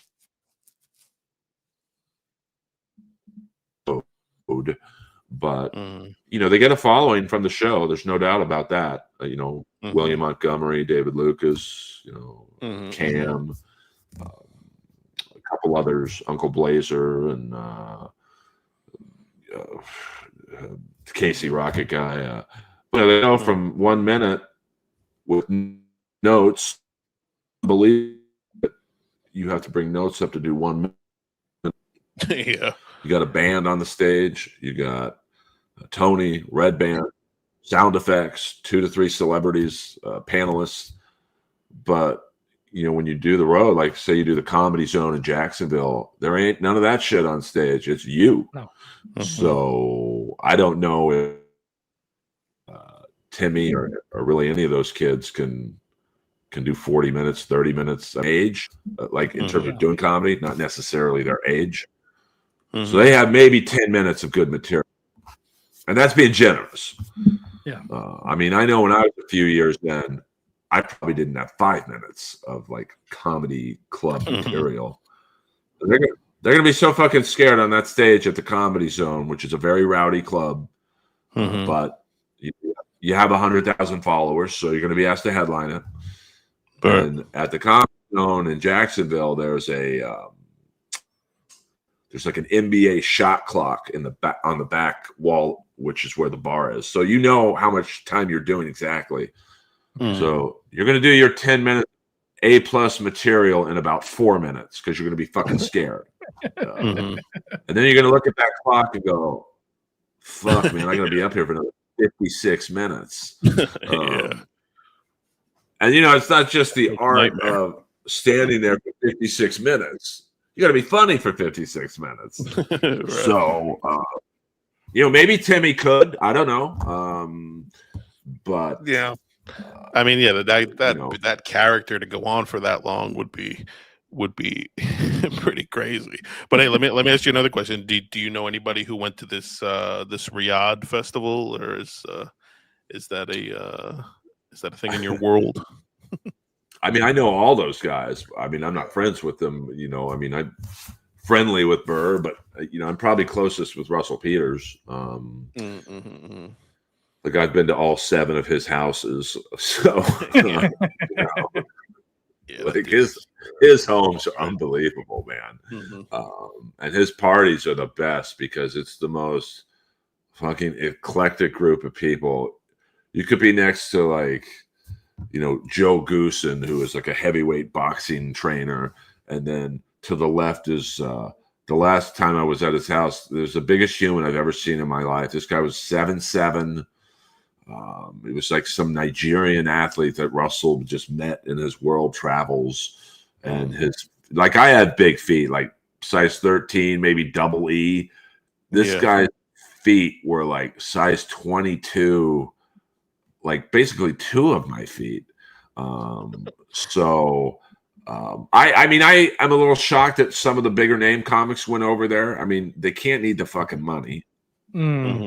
You can't tell me Burr needs the money, or certainly not Russell, or Chappelle. So, I mean, I personally would not have gone over, but not for that amount, for any amount of money, you wouldn't have went over for the 1.5 or whatever they're saying Burr got. I mean, listen, I love money more than anyone that you'll ever interview. Let me say that right now. I was Jewish, raised in Bel Air. I love money. But so people come up to me with these wild scenarios. Well, you'd go over there if they offered you 10 million. Well, they're not going to offer me 10 million. So, and then another guy is like being a wise ass. He's like, you go over there for 100 million. Well, they're not going to offer me $100 million for 30 minutes. But what are they giving? They're giving $1 million, though. They are doing 1.5 or whatever they're giving these comics. I wouldn't. Is it a moral thing? To me, it's not. No. Because that part of the world, I don't want to get too. I know this is a comedy stream, so I don't. We digress. Too into yes, I digress. A shout out to Karmic X. That part of the world hates gays. They hate women. I believe, and this is probably the deepest thing I'll ever say on a stream, that Saudi Arabia in some capacity had something to do with at least partial financing of 9/11. Sure. Yeah, I think that's well documented at this point. I don't know what, but what was bin Laden's family over there as soon as the bombs or the planes were dropped. Right. So I would not go. I don't care about making them laugh. Would it be fun? $1 million Sure. To get me to go over there, though, I would be such a fucking diva that I would force them to tell me no. You know, if the head of the festival said, Earl, we want you. We saw you on Roast Battle, beat Jimmy Carr. We'd love to have you. What do you want? I'm like, 10 million. I want to be flown first class. Well, no, I don't even want first class. I want the suite on Air Emirates, which is like a floating condo on this plane. And I want, well, you know what? I'm going to bring a few friends of mine too. So they're going to get their suites. And I want an all-female staff with triple D tits or bigger. I want 2 Aryan pilots. I want my favorite boy band of all time, the Click 5, to do a full concert in first class. And yeah, I mean, I would just throw almost every piece of shit against the wall I could, and they'd probably do it too. And then I'd be like, okay, what time's my flight? So, you know, I would just, you know, because I watch a lot of, we all go down rabbit holes on YouTube. I watch these airline travel videos where they show you what first class is like on this flight, and that Air Emirates suite, like that's pretty fucking dope, man. It's like a floating condo. So, but I don't see myself ever doing that. It really is. Again, I've flown business class on Emirates, and just knowing that a few feet in front of me is like your own little private Idaho. It's like, oh fuck, like this seems like dog shit compared to that. If I wanted to, I could start fapping. I could close the door, start fapping. Nobody'd be the wiser. Yeah, I mean, you got like a king size bed.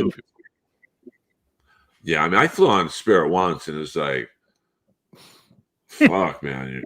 Like when I walked up the runway, it was at Burbank Airport. So at Burbank Airport, you walk outside to get on the plane. So I literally saw someone literally with a screwdriver, like on the outside of the plane. I'm like, that ain't a good sign.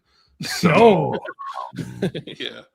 You know, it was like a little, but you get what you pay for with airlines. You know, if you want a cheap flight to Vegas, you know, you fly Southwest, and it's like it's nice enough. Or there's Frontier, which makes Spirit looks like traveling in a Rolls Royce. Yeah. You know, they charge you for like a pack of peanuts. So, and I used to have a tremendous fear of flying, to be honest with you. Oh, really? You know, because I'm named after my dad's best friend, and he died in a plane crash. So I think it was just inbred in me. That's probably the wrong word, but to be just scared of flying. So I always fly first class. I don't care how much it costs, you know, because I just think, oh well, first class isn't going to die in the plane. It's like, yeah. I mean, Dennis Miller had a great joke, and this is Dennis Miller's joke about first class. You know, if the plane ever blows up, first class just jettisons off into like these pods. You know?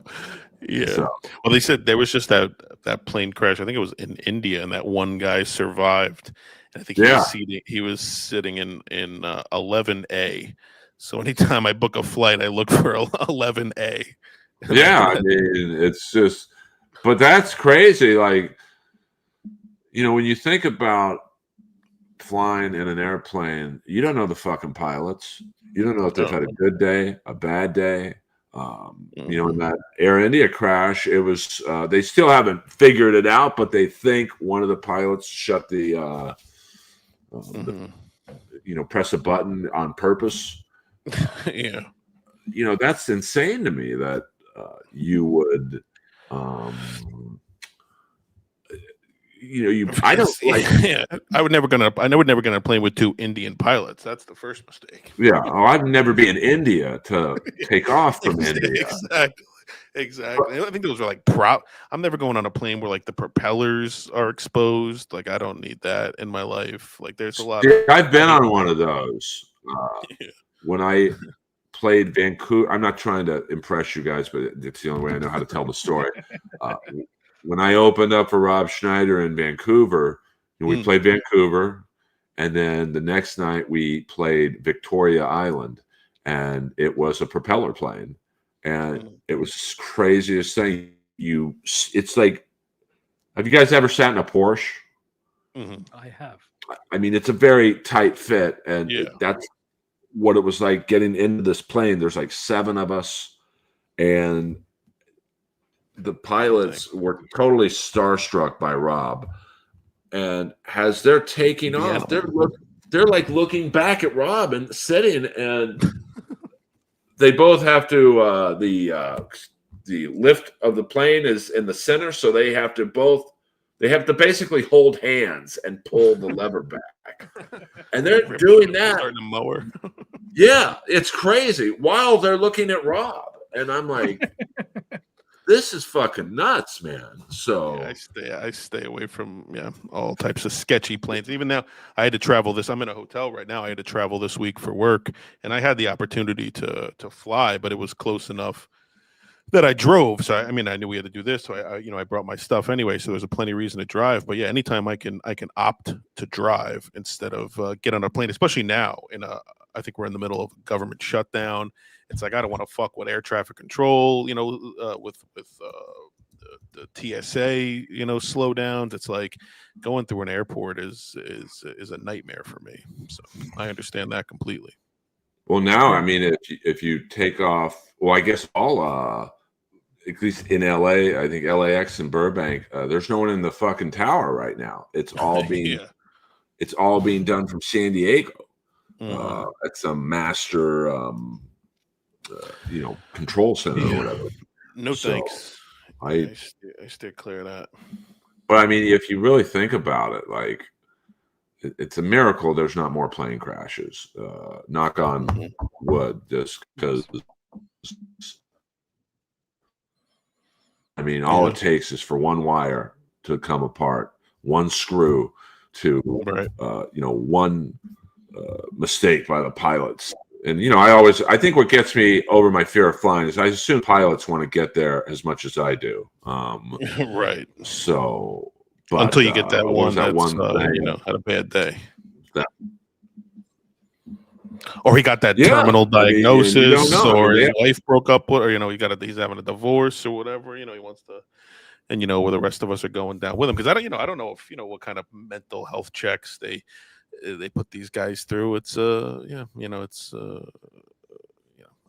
nowhere I want to go. I got to fly to anyway, so I'm not missing out on anything. That's where I'm at. Well, yeah, I mean it's.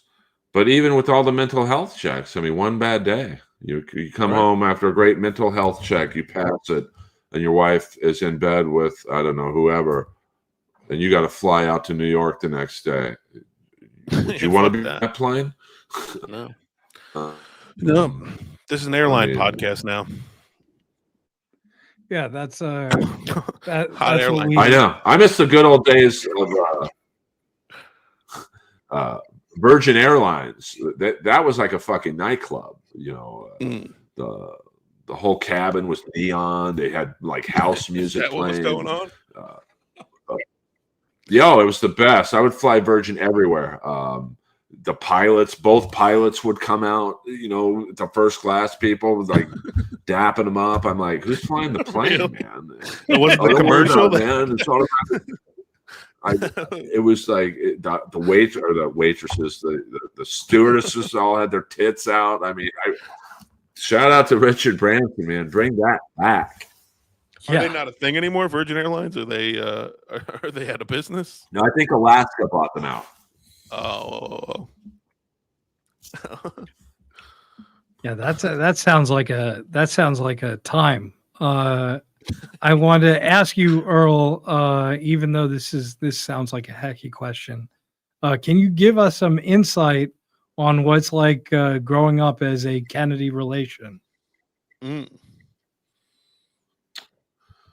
Well, it's really not that impressive because the Skakels had more money. So, you should really ask a Kennedy what's it like being related to the Skakels.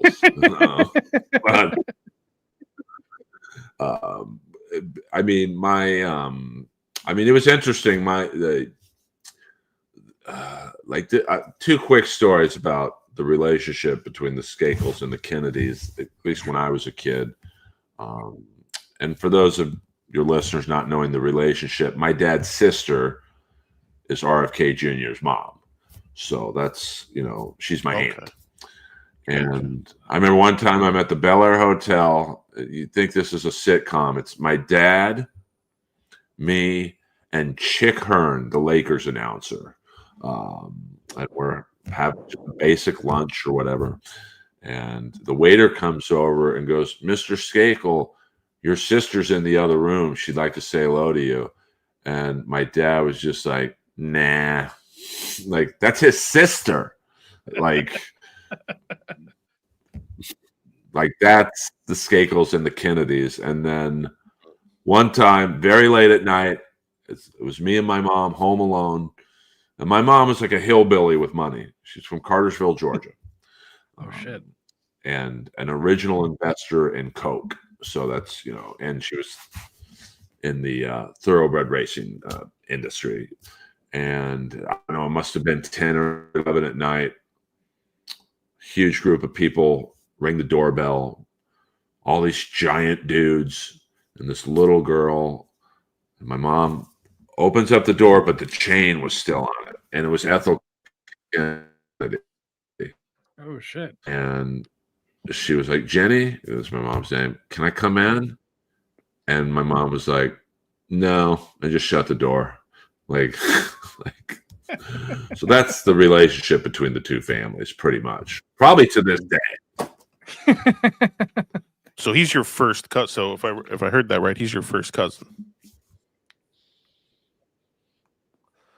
Yeah, my dad's sister is his mom. Yeah. So, and I've seen him, not to bring this to a sad, it's the only way I can tell the story. I've only met him twice. Okay. My parents in 1998 died 2 months apart, and he came to both funerals and he worked the room. And I remember my mom passed first. He came up to me, said, "Hey, Earl, how you doing?" He'd never met me before. I don't know how he knew my name was Earl. But he had that Whitney Cummings ability, and this is a compliment, of making you feel like you're the most important person in the room. And I said, he's going to be president one day. Now, the voice was different back then, to be honest with you. So, I don't think that statement's probably going to be true, but hey, he'll probably try again in 2028. Yeah, why not? Yeah. Do you find the KB impression of him accurate, or? I mean, probably it was very good. Probably the best impression I've heard of him is, you guys may know of this person, the great Don Barris from the Comedy Store. Of course. Sure. Who is responsible for Perry, which I don't know if that's a good thing or not, but he does the best impression. Just has it. He'll be doing a show in the either the original room or the main room. I'll walk in the room to watch him because he's really the only comic I watch. And he'll be like, "Hey, everyone, see that guy in the back? He's RFK Jr.'s cousin, Earl. Do you mind if I do an impression of your cousin?" I'm like, "Yeah, as long as it's respectful, just playing with him." And he's like, "Cousin Earl." So that's funny. So I mean, you have to be there. I'm not really doing it justice, but it's pretty fun. Oh, that's an interesting intersection between, because I was gonna ask you, like, how does it feel to be somebody that is on the outside of the Dabbleverse looking in, and your connection to Don Barris that I had no clue about is another kind of angle of like kind of outside, but Yeah, I mean, I think I think I did 3 shows with Shuley about Stuttering John, and I think it was what was it called? The Miserable Men, and it was me, Shuley, Bob Levy, and Mike Morris. And I only have one story about Stuttering John. That's it. And so I thought, I'll go on and try and add something. And after the 3rd episode, where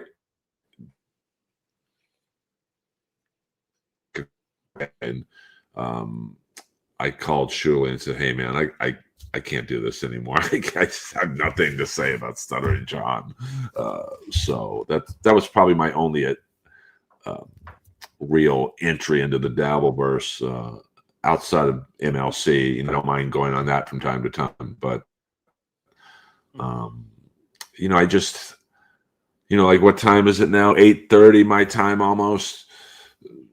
Shuley starts at 6 a.m. and then who's at the Steel Toe? He's on around the same time, and then Chad's on, and then MLC's on, and then Pat Dixon's on, and then Ray's on, and the Pretty Antisocial Girl is on, and it's basically from 6 a.m. to about now, it's Dabbleverse. So I just have nothing to add to it, but I'm at the same time a fan of it. Are you watching all those shows you just named? I do, because I probably watch MLC the most, because I think Kevin's the funniest out of us all by far. Yeah, I agree. Anyone who, you could, I know his character, which is basically not a character; it's who he is. Right. It's a little abrasive for some, but that's why I like it. And I probably watched Nelton for an hour today, and then the Win by 2 guy, John. I'll listen to him sometimes, and BYB, those guys. I listen to them all. I like the Pretty Antisocial Girl. I guess they had a breakup or something, but it's just fat. It's just like, it's pro. I love pro wrestling, so it's very pro wrestling to me. Like, now you've got Chad and Melton going at it, and then next week they'll be on the same side. It's like, it's insane. So, and do you watch Karmic daily, or do you get him mostly through like clips? Mainly clips. I know Felicia a little, just through the comedy world. I reached out to a friend of his, because this mutual friend of his and mine, and said, "Hey, will you talk to him?" I said, mutual "I'll talk friend to him of off whose? there. I'm not going to." Karmic. You and Karmic have a mutual friend that's not Felicia? Yeah.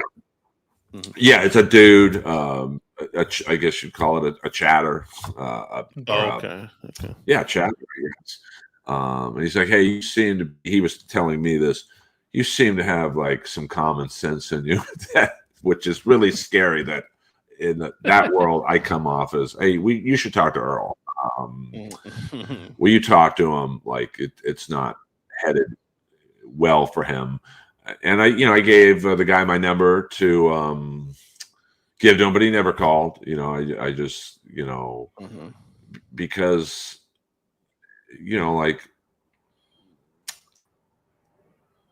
sometimes it's a sad world. See, just kill it.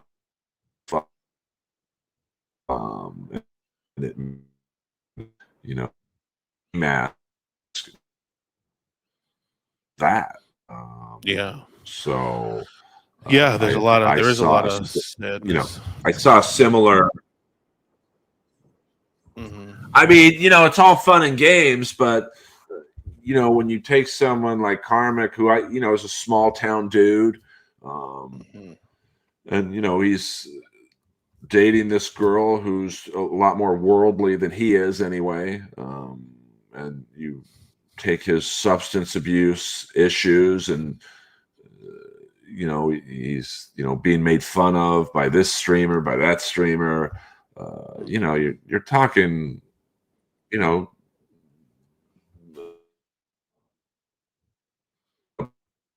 that would not be good. So, but I guess all is well. I guess they're back together or whatever, and you know, he didn't need the phone call. Yeah, he's out there. He's again. They're eating hot chicken sandwiches and the like. He's going to Chipotle. He's experiencing some of life's finer points. So he's doing all right. Well, I don't know if he's doing all right, but he's eating. Yeah, he's eating the hot chicken sandwich. He's powering through it, and we wish him well. Earl, I wanted to ask you because you're a voice actor, which shouldn't shock anybody with that voice. What's it like being a voice actor? Basic question, I know, but no, I mean, it's awesome. It's ever was Tyler the Creator's cartoon, where he saw me at Roast Battle, and you know, this was back in the era when Roast Battle was pretty politically incorrect. Like, for example, the main rule was that if two white comics were battling, each one could say the N-word. So, you know, it was that kind of humor. And he just came up to me after the show and he said, "Hey, man, I want you to be my father." And I'm like, "It's probably a little late for that, bro." And he's like, no. I mean, I want you to be the dad on my cartoon. And I'm like, "Well, who are you?" And he's like, "My name's Tyler the Creator." And I'm like, "Great, I'm Earl the Comic." So, and then I was the only white guy on the show. It was awesome. And, you know, led to other things, which is why I can laugh about having 3 Patreon members because, you know, I do a lot of voiceover stuff, it's very easy to do. I'm not asked to do anything but basically speak because my natural voice is so deep that you know, like the guy who played my son on the Jellies is an actor. You might know him by the name of Phil Lamar. He was on like Mad TV. Yeah, I mean, in the cartoon world, he's a legend. I mean, he's been in hundreds of cartoons, animated movies, all that. So it was like getting paid to get a voiceover master class because he was amazing. Do you do that do you get to do it from home, or you have to go to like a studio kind of thing? Yeah, I mean, I prefer going into a studio just because they have engineers and everything. Right. But I have a pretty advanced home studio for auditions. And then because before COVID, you'd go into like my voiceover agency, I'm with the top one. They have 2 studios in their office. But ever since COVID, they just prefer people send in their auditions, which I don't like, but you know, I do what they tell me. That leads to an interesting question. You from watching this crap, you know about super tips and the AI voices contained therein. As a voiceover actor, how do you feel about that? I mean, I'm surprised YouTube hasn't sent Melton and Moody a cease and desist. I mean, I don't know the legalities of navigating around YouTube's payment structure, but that's what's going on. I mean, listen, YouTube, I make maybe a few $100 a month on YouTube. So, you know, that 30% really whittles down what I make. But I guess it's legal. I mean, I'm just blown away that a company as big as YouTube would let that. I mean, they have to know about it by now, I would imagine. I mean, I don't know. Well, and they're not the only. Super Tips is not the only company that allows for sort of off-platform tipping. There's also Streamlabs. There's another one that I'm not thinking of right now, but Streamlabs is the one that's most prominent. It has AI voices. It has text to speech. It has all this kind of thing. But yeah, I don't know what the legality of it is. But also, I don't know how on the radar something like Super Tips is. I think it's very, how much are they bringing in monthly? That it's, I mean, Super Tip. We're talking about a multi-billion-dollar, trillion-dollar company. I don't know that Super Tips is even moving the needle. It does in our universe, but I'm not sure that it does, overall. But yeah, I mean, I would guess. I mean, what did Karmic X make? What did they say? $1,700 that one day, and he bought a plane ticket to. These are nothing numbers. Yeah, immediately pissed it away. If you look at Playboard, I mean, there's people on there making $250,000 a month, super chat. So I mean, Karmic's $1,000 is a pittance, And even Melton, I don't even know who is the biggest performer on Super Tips. Yeah, I think these are. I mean, I was saying, it's not. There are other platforms that take off-platform tipping, so I think YouTube just lets people do what they want to do. I don't think that they're getting involved with that until it really, really starts eating into their numbers, which long ways away from that. Yeah, I mean, I don't. I'm lucky if I get 50 people in my stream, and that is very good for me. Although I will give this guy a shout out. There's a Austin comic named Yonder Wizard. He, I think he's been on Kill Tony a few times, but he is a very popular Austin comic.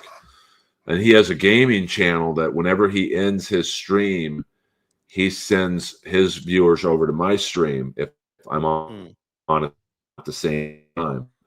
And I'll go from 50 people to 2,000 people. So, and that's on YouTube or that's on Twitch? That's really YouTube. That's on YouTube. Or he might video on Twitch and then send his listeners, "Hey, my buddy Earl's on YouTube." And that's So that's pretty awesome because I'll literally have 50 people.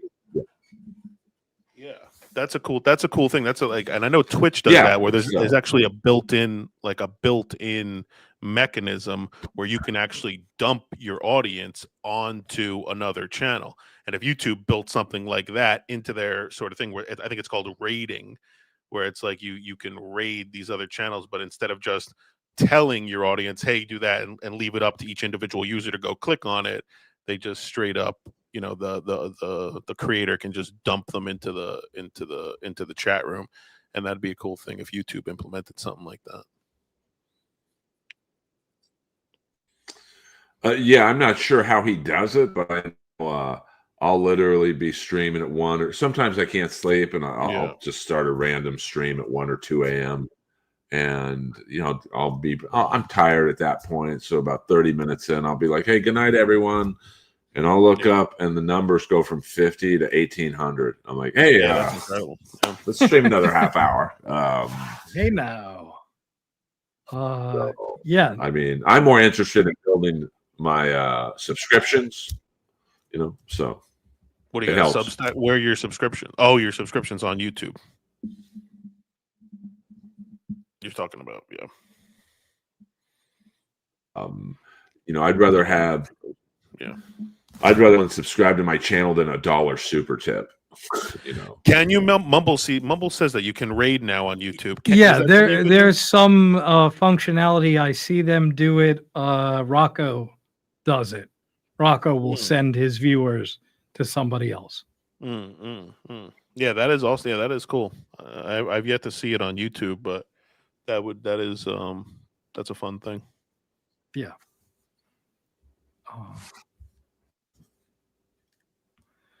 But Earl, we're now at the 1 hour. Where do you get your ideas from? Yeah, that's a great question. Where do you go up?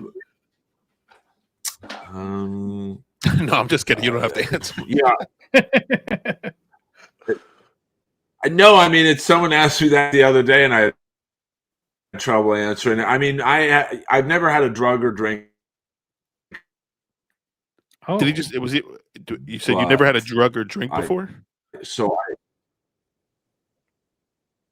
Yeah, I'm 57, and I've never touched anything, not even a cigarette. Wow. So I'm very. I have that memory disease. I'm definitely going to lose some of the younger people in the stream with this reference. But that actress from Taxi, Mary Lou Henner, she has that disease where you could go up to Mary Lou Henner and go, September 17th, 1983, where were you? And she could give you an answer right then. I was at the Kiss concert at Long Beach Arena. I was wearing a blue blouse and a mini skirt, and my date was this guy. He had on Drakkar Noir. I mean, it's unbelievable. I am like the next level below her. So, like I have a tremendous memory. So, just a random thought will pop into my head, and that's funny. And or I'm very. I have like the senses of a coyote at night. Like I see everything, I hear everything. And so that's just my warped brain, it just gives me jokes. And, it sucks because Mary Lou Henner said, like the bad thing about that disease is literally nothing leaves her head. Like, like we all have maybe a memory of a bad date and it leaves our head after 24 hours. With her, it sticks in her head. I'm kind of similar, so I have to do a lot of navigating to get to something I want to joke about. And no drugs, no alcohol, what would you consider is, because everyone's got a vice, what would you consider is your vice in life? Miami. See what I did there? That's a quick joke for you guys in the chat. Probably women. I was gonna say if not those, it must be women. Like I've passed. I passed up on riding with Whitney Cummings, who to go get some pussy from a 40-year-old open micer. So looking back, I probably wish I would have gone to Jerry's Deli with Whitney Cummings instead. So, and energy drinks. I will say I am a maniac with energy drinks. So, at this point, my body is immune to caffeine. Like I could drink a Celsius at 3 a.m. and be asleep at 3:05. Yeah, I'm sort of the same way with energy. I drink a lot of energy drinks too, but. Yeah, they have limited effect on me these days. I could fall right asleep after drinking one. But diminishing returns. I mean, I just think at this. Yeah. I mean, I think I'm almost immune to caffeine at this point.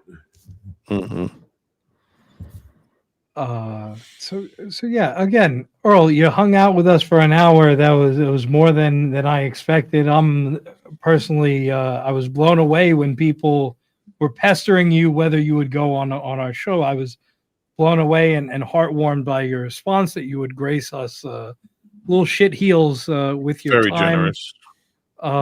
Again, would love to have you back anytime. Where you are looking to gain subs on YouTube, or I don't want to limit you to that, but what are your plugs?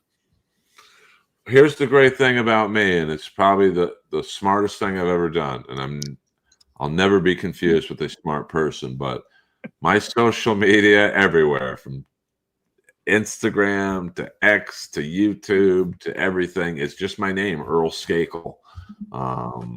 And I'm probably mainly on Instagram and YouTube. And so that, just follow me on there. And, anytime you guys would have me back, I don't have the typical comedy background, so I think I'm a little different than most comics. Yeah, that you're saying that like it's a bad thing, Earl. To us, that's a feature, not a bug. Mhm, So we would love exactly. to have you back. Mm-hmm. I mean, how many comics can sit there and say their neighbors growing up were OJ,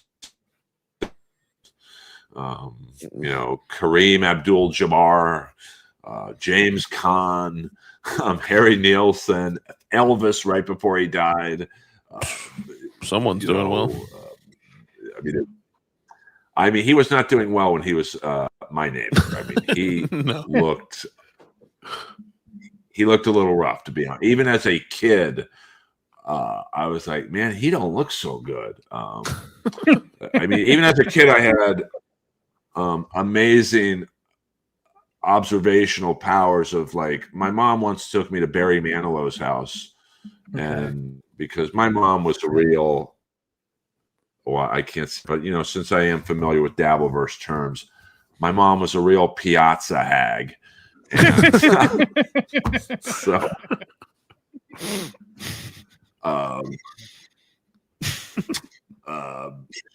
she took me to his house, and we sat by the pool, and there was a lot of dudes there, like a lot.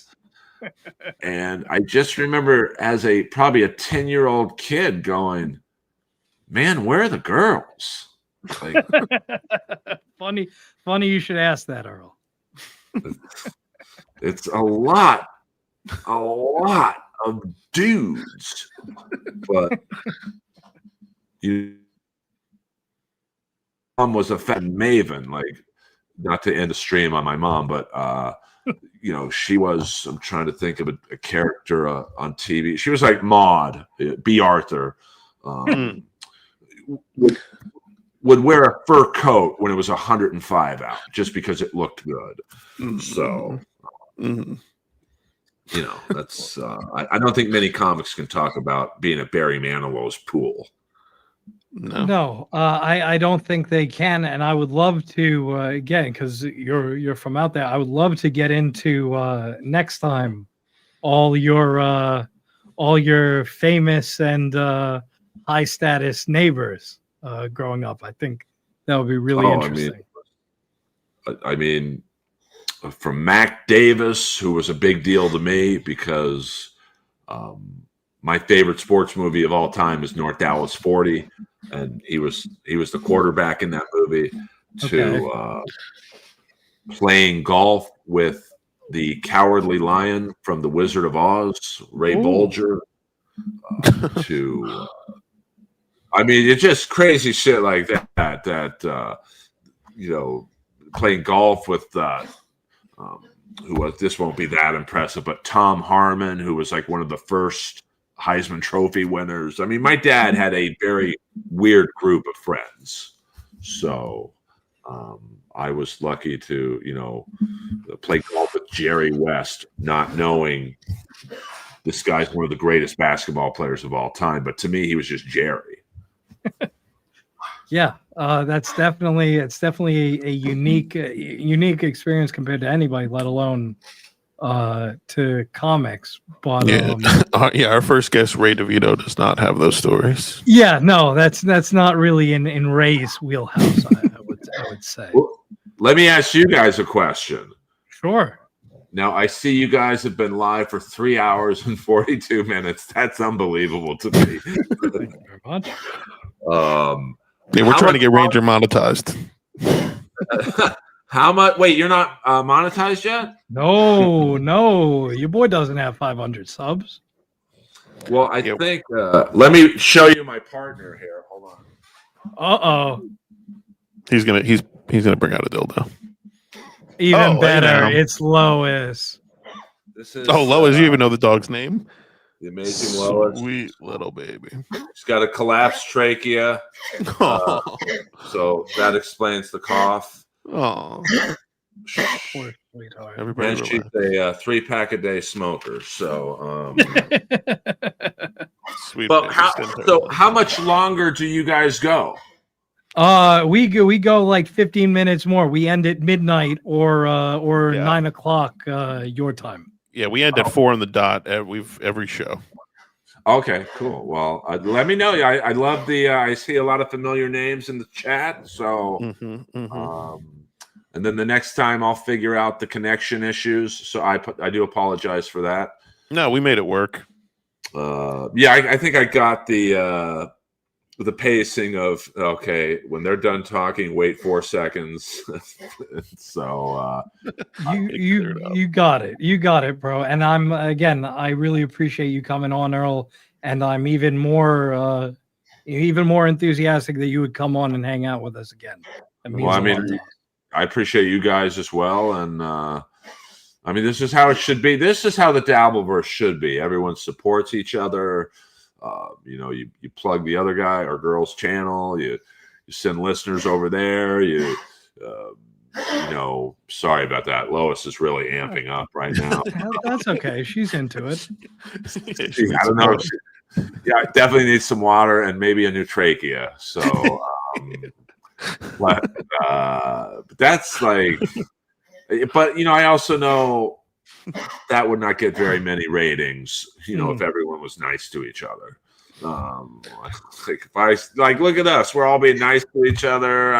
You're not calling me a fat pig, or I'm not calling you guys a pedophile or gay, or Well, no, we do a little bit of both. That's our secret formula, Earl. Is that again we got most of that done in the north half of the stream. Right. We're gonna let you go. We're gonna do like 10 minutes more of that, but it's nice to have a little filling of the sandwich of wholesomeness. Yeah. Yes, please. Lois is dying right now. I got to go. So your stream might get some numbers if Lois dies on air. So no, we can't let that happen. Have a good night, Earl. I got to go, guys. Lois is PayPal, Venmo, Streamlabs. What am I, Steel Toe here? That's one last joke for you guys. Perfect. Thank you so much, Earl. We'll see you. What a homie. Yeah, that was funny. But that call, she was coughing in the background. She was like fucking dying. That poor thing. Wish her well. What a homie. You gotta love Earl. Again, Mod to the Stars De La put Earl's link in chat. If you guys don't mind, sub to the boy. He is an avowed friend of the show, and with no hesitation hopped on with us. We got like 15 minutes left. Okay. So what we're going to do, because we missed it last episode, we're going to do a classic segment of NJR Live entitled Coming up next, This Ol' Hoss, only on NJR. This Ol' Hoss is sponsored in part by Sam Bibley. So yeah, we missed this Ol' Hoss. No, we were dicking around. We were dicking around with Karmic last week. That's true. Heavy. So yeah, this one is entitled "The Return of the Crumb Bum," and look at what we have already. And that's perfect. I mean, that was Karmic's impression, spot on. I mean, how spot on was Karmic's? Yeah, Shmuel laser eyes looking down and to the side. That's exactly what we love from him. Oh shit! What's the word that I'm looking for? Tweeting out all that shit about black people all the time and whatnot. He has it in his heart. Like if you look at I started following him like this year. If you look at his Twitter, it's like I don't think this is about money. Like he just really hates trans people and black people and Mexicans. He's racist. See, I don't know whether he is. All he does is try to talk about black people or not. That's bigotry. And so why can't we just say that? Okay, I don't. I blocked. It ain't funny. It's not a joke. He's not making jokes. It's just he's like Glenn Beck.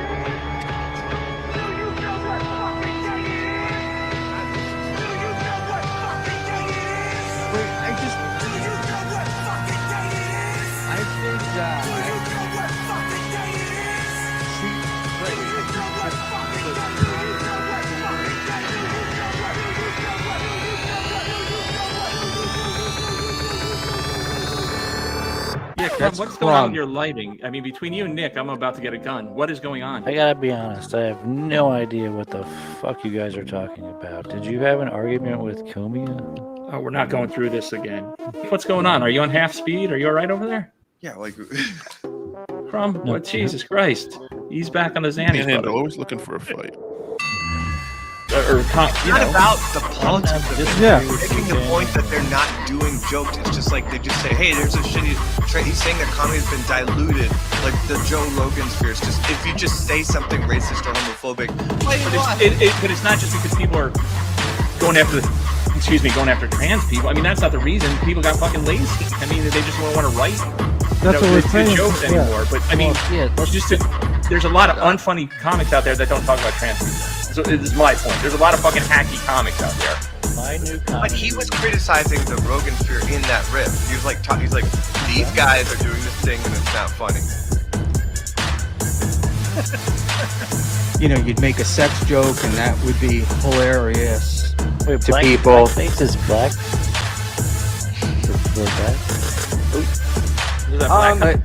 Let Crumb talk. I've never been to any comedy show where they're talking about anyone's fucking dicks, first of all. So I don't know where you guys are going. Can't everything just be a joke? Can't we just say blackface and we just laugh? Shane Gillis and fucking people that are funny. Sorry. Nick, I don't know how to deal with I just feel like they're looking too deep into a fucking dick joke. You know, it's like, oh, No, dick joke. I give up. Whenever I say anything, you say shut up, and you I'm are useless. like, there's so something. you're shutting me down. You're not hearing my voice. Right? So when is an unfunny joke bad intentions? Where is the line drawn?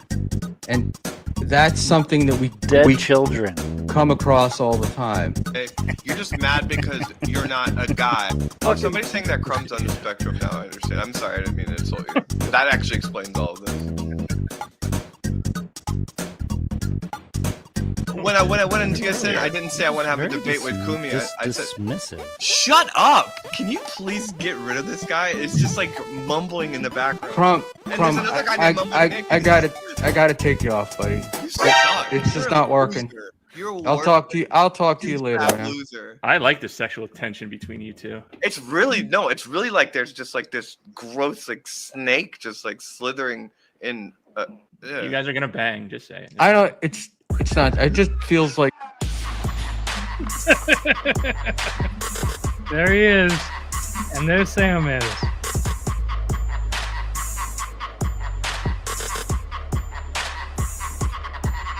That was funny.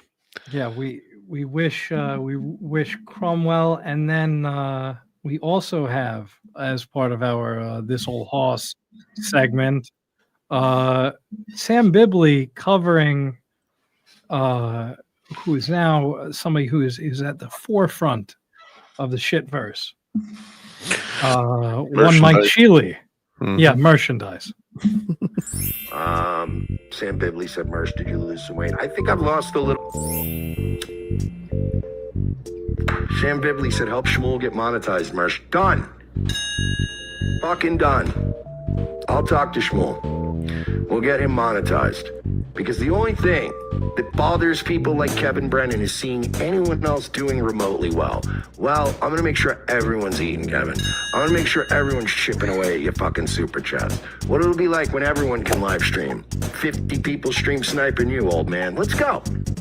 Come on. Have at it, Hoss. I'm the guy now. I'm breaking everybody out of their fucking jail cells and I'm handing AK-47s out to everyone. And when I say everyone, everyone. Everyone I break out of that prison. The murderers, the sex offenders, the... What? I'm the guy now. I'm breaking everybody out of their fucking jail cells and I'm handing AK-47s out to All his everyone. boys. And when I say everyone, everyone. Everyone. Everyone I break out of that prison. The murderers, the sex offenders.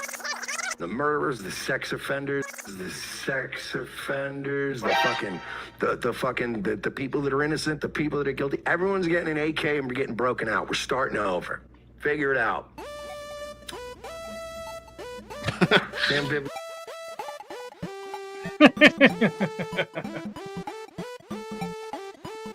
Oh, Mike. That's Gotta not. love it. Yeah, that's not good. What else? What else can we dick around with? Well, this is from the vault. I saw this come across my desk today. It harkens back as the person who retweeted it said it harkens back to a simpler time. Gino here. Today we're going to be selling the sustiest, I know you're saying panini maker, and it is. Look at that. But you know what else it is? It's a grill.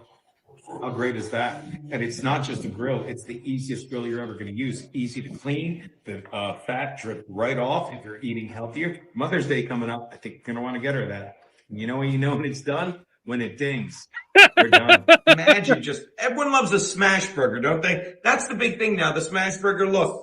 Permissial, I believe it's for You could take your own ground beef, you could put it nice and pile it like a meatball, and then just squash it down. And I'm not kidding. Oh, is that Look what true? we got one of the best, most delicious fresh It really burgers was, ever. Harry. These are fantastic. Look at that. It's cleaning itself. Let's sit here and clean the grill. Oh, wait, we're doing it right now. Cleans itself. The sustiest sandwich and panini maker. Now watch, I'm going to open it up. Oh, look, all the grease goes in there. Oh, my goodness. Look what we've got here, people. Some of you are using the product, ladies and gentlemen. There you go. How do you know when they're done? It dings. Look at this. Look at these burgers. I just want to do that. Look cool. Look at that. Oh, look at those. Fantastic. Those burgers look like dog shit. Yeah, those don't look like smash burgers. Those burgers look like actual dog shit. Yeah, like the fake dog shit that they sell at like the Halloween store. Yeah, you know what burgers they look, the only burgers that they can look better than, you remember that now famous Chuck Schumer tweet where he had he had the cheese COVID on like burger? uncooked. They look better than that, Gene. So I'll give you that. Yeah, or Ray's steak, also Chad's oven steak. Yeah, it's looking like dog food. They are not done. I don't know why it would ding.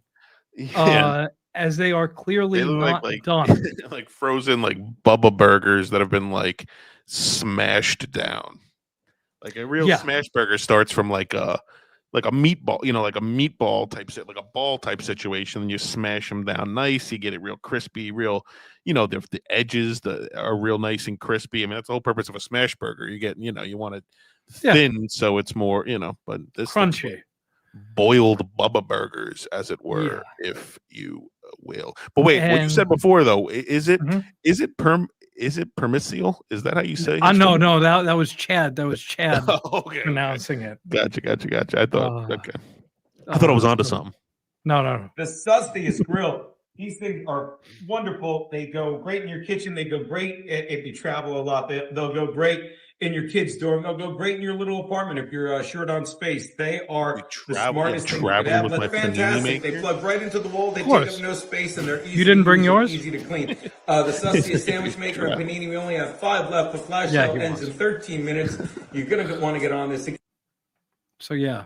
What are those arrows pointing to on the screen? What was that? I have no clue. Maybe that was from TikTok, where this originated from. Fucking dirty TikTok panini salesman, bitch. And he got shit canned unceremoniously from that job. Yeah, they didn't even call him back, from what I understand. And that said, he was like, this is a good gig. He was looking forward to the next gig, and then they just never called him back. Yeah, Gino, very, very Gino as the QVC guy was very reminiscent of old Gil from The Simpsons. Oh, Gino selling panini makers now, like, and then oh no, they closed down the company. Like that was exactly how it went. And it begs the larger question. I know we're running out of time, but what does Gino do for a living? Like how does he not starve to death? Like what does this guy do for money? He's a semi-pro drinker. I think that's that costs money. That costs money. And maybe he went to Alaska to do comedy. So right, yeah. I guess that $3,000 from the Steel Toe show probably that'll him and Kiki can eat for a quarter or eat for a couple months on that. yeah, it really was. Everybody, thank you for hanging out with us for a fucking 4 hours. Another NJR Live in the books. Thank you, Flimsy, for sticking it out with me. Oh, thank you. Yes. Happy to be here. Happy to do it. Hell yeah. What are your plugs? Yeah, you got me. You got Jim Stansel on Twitter. You got MarioBosco.com on the internet. That'll go. That's all my links. And then Flimsy Greenberg on YouTube. Perfect. Give the boys some love. I'm NJ Ranger 201 on everywhere. Hit the like button. Give us a comment. No show next week. Your boy is on the road. But you guys find something nice and fun to do with your time. Thank you again, and we will see you after that. He's too dangerous to be left alive. Frankly, I'm depressed and ashamed. You are most welcome.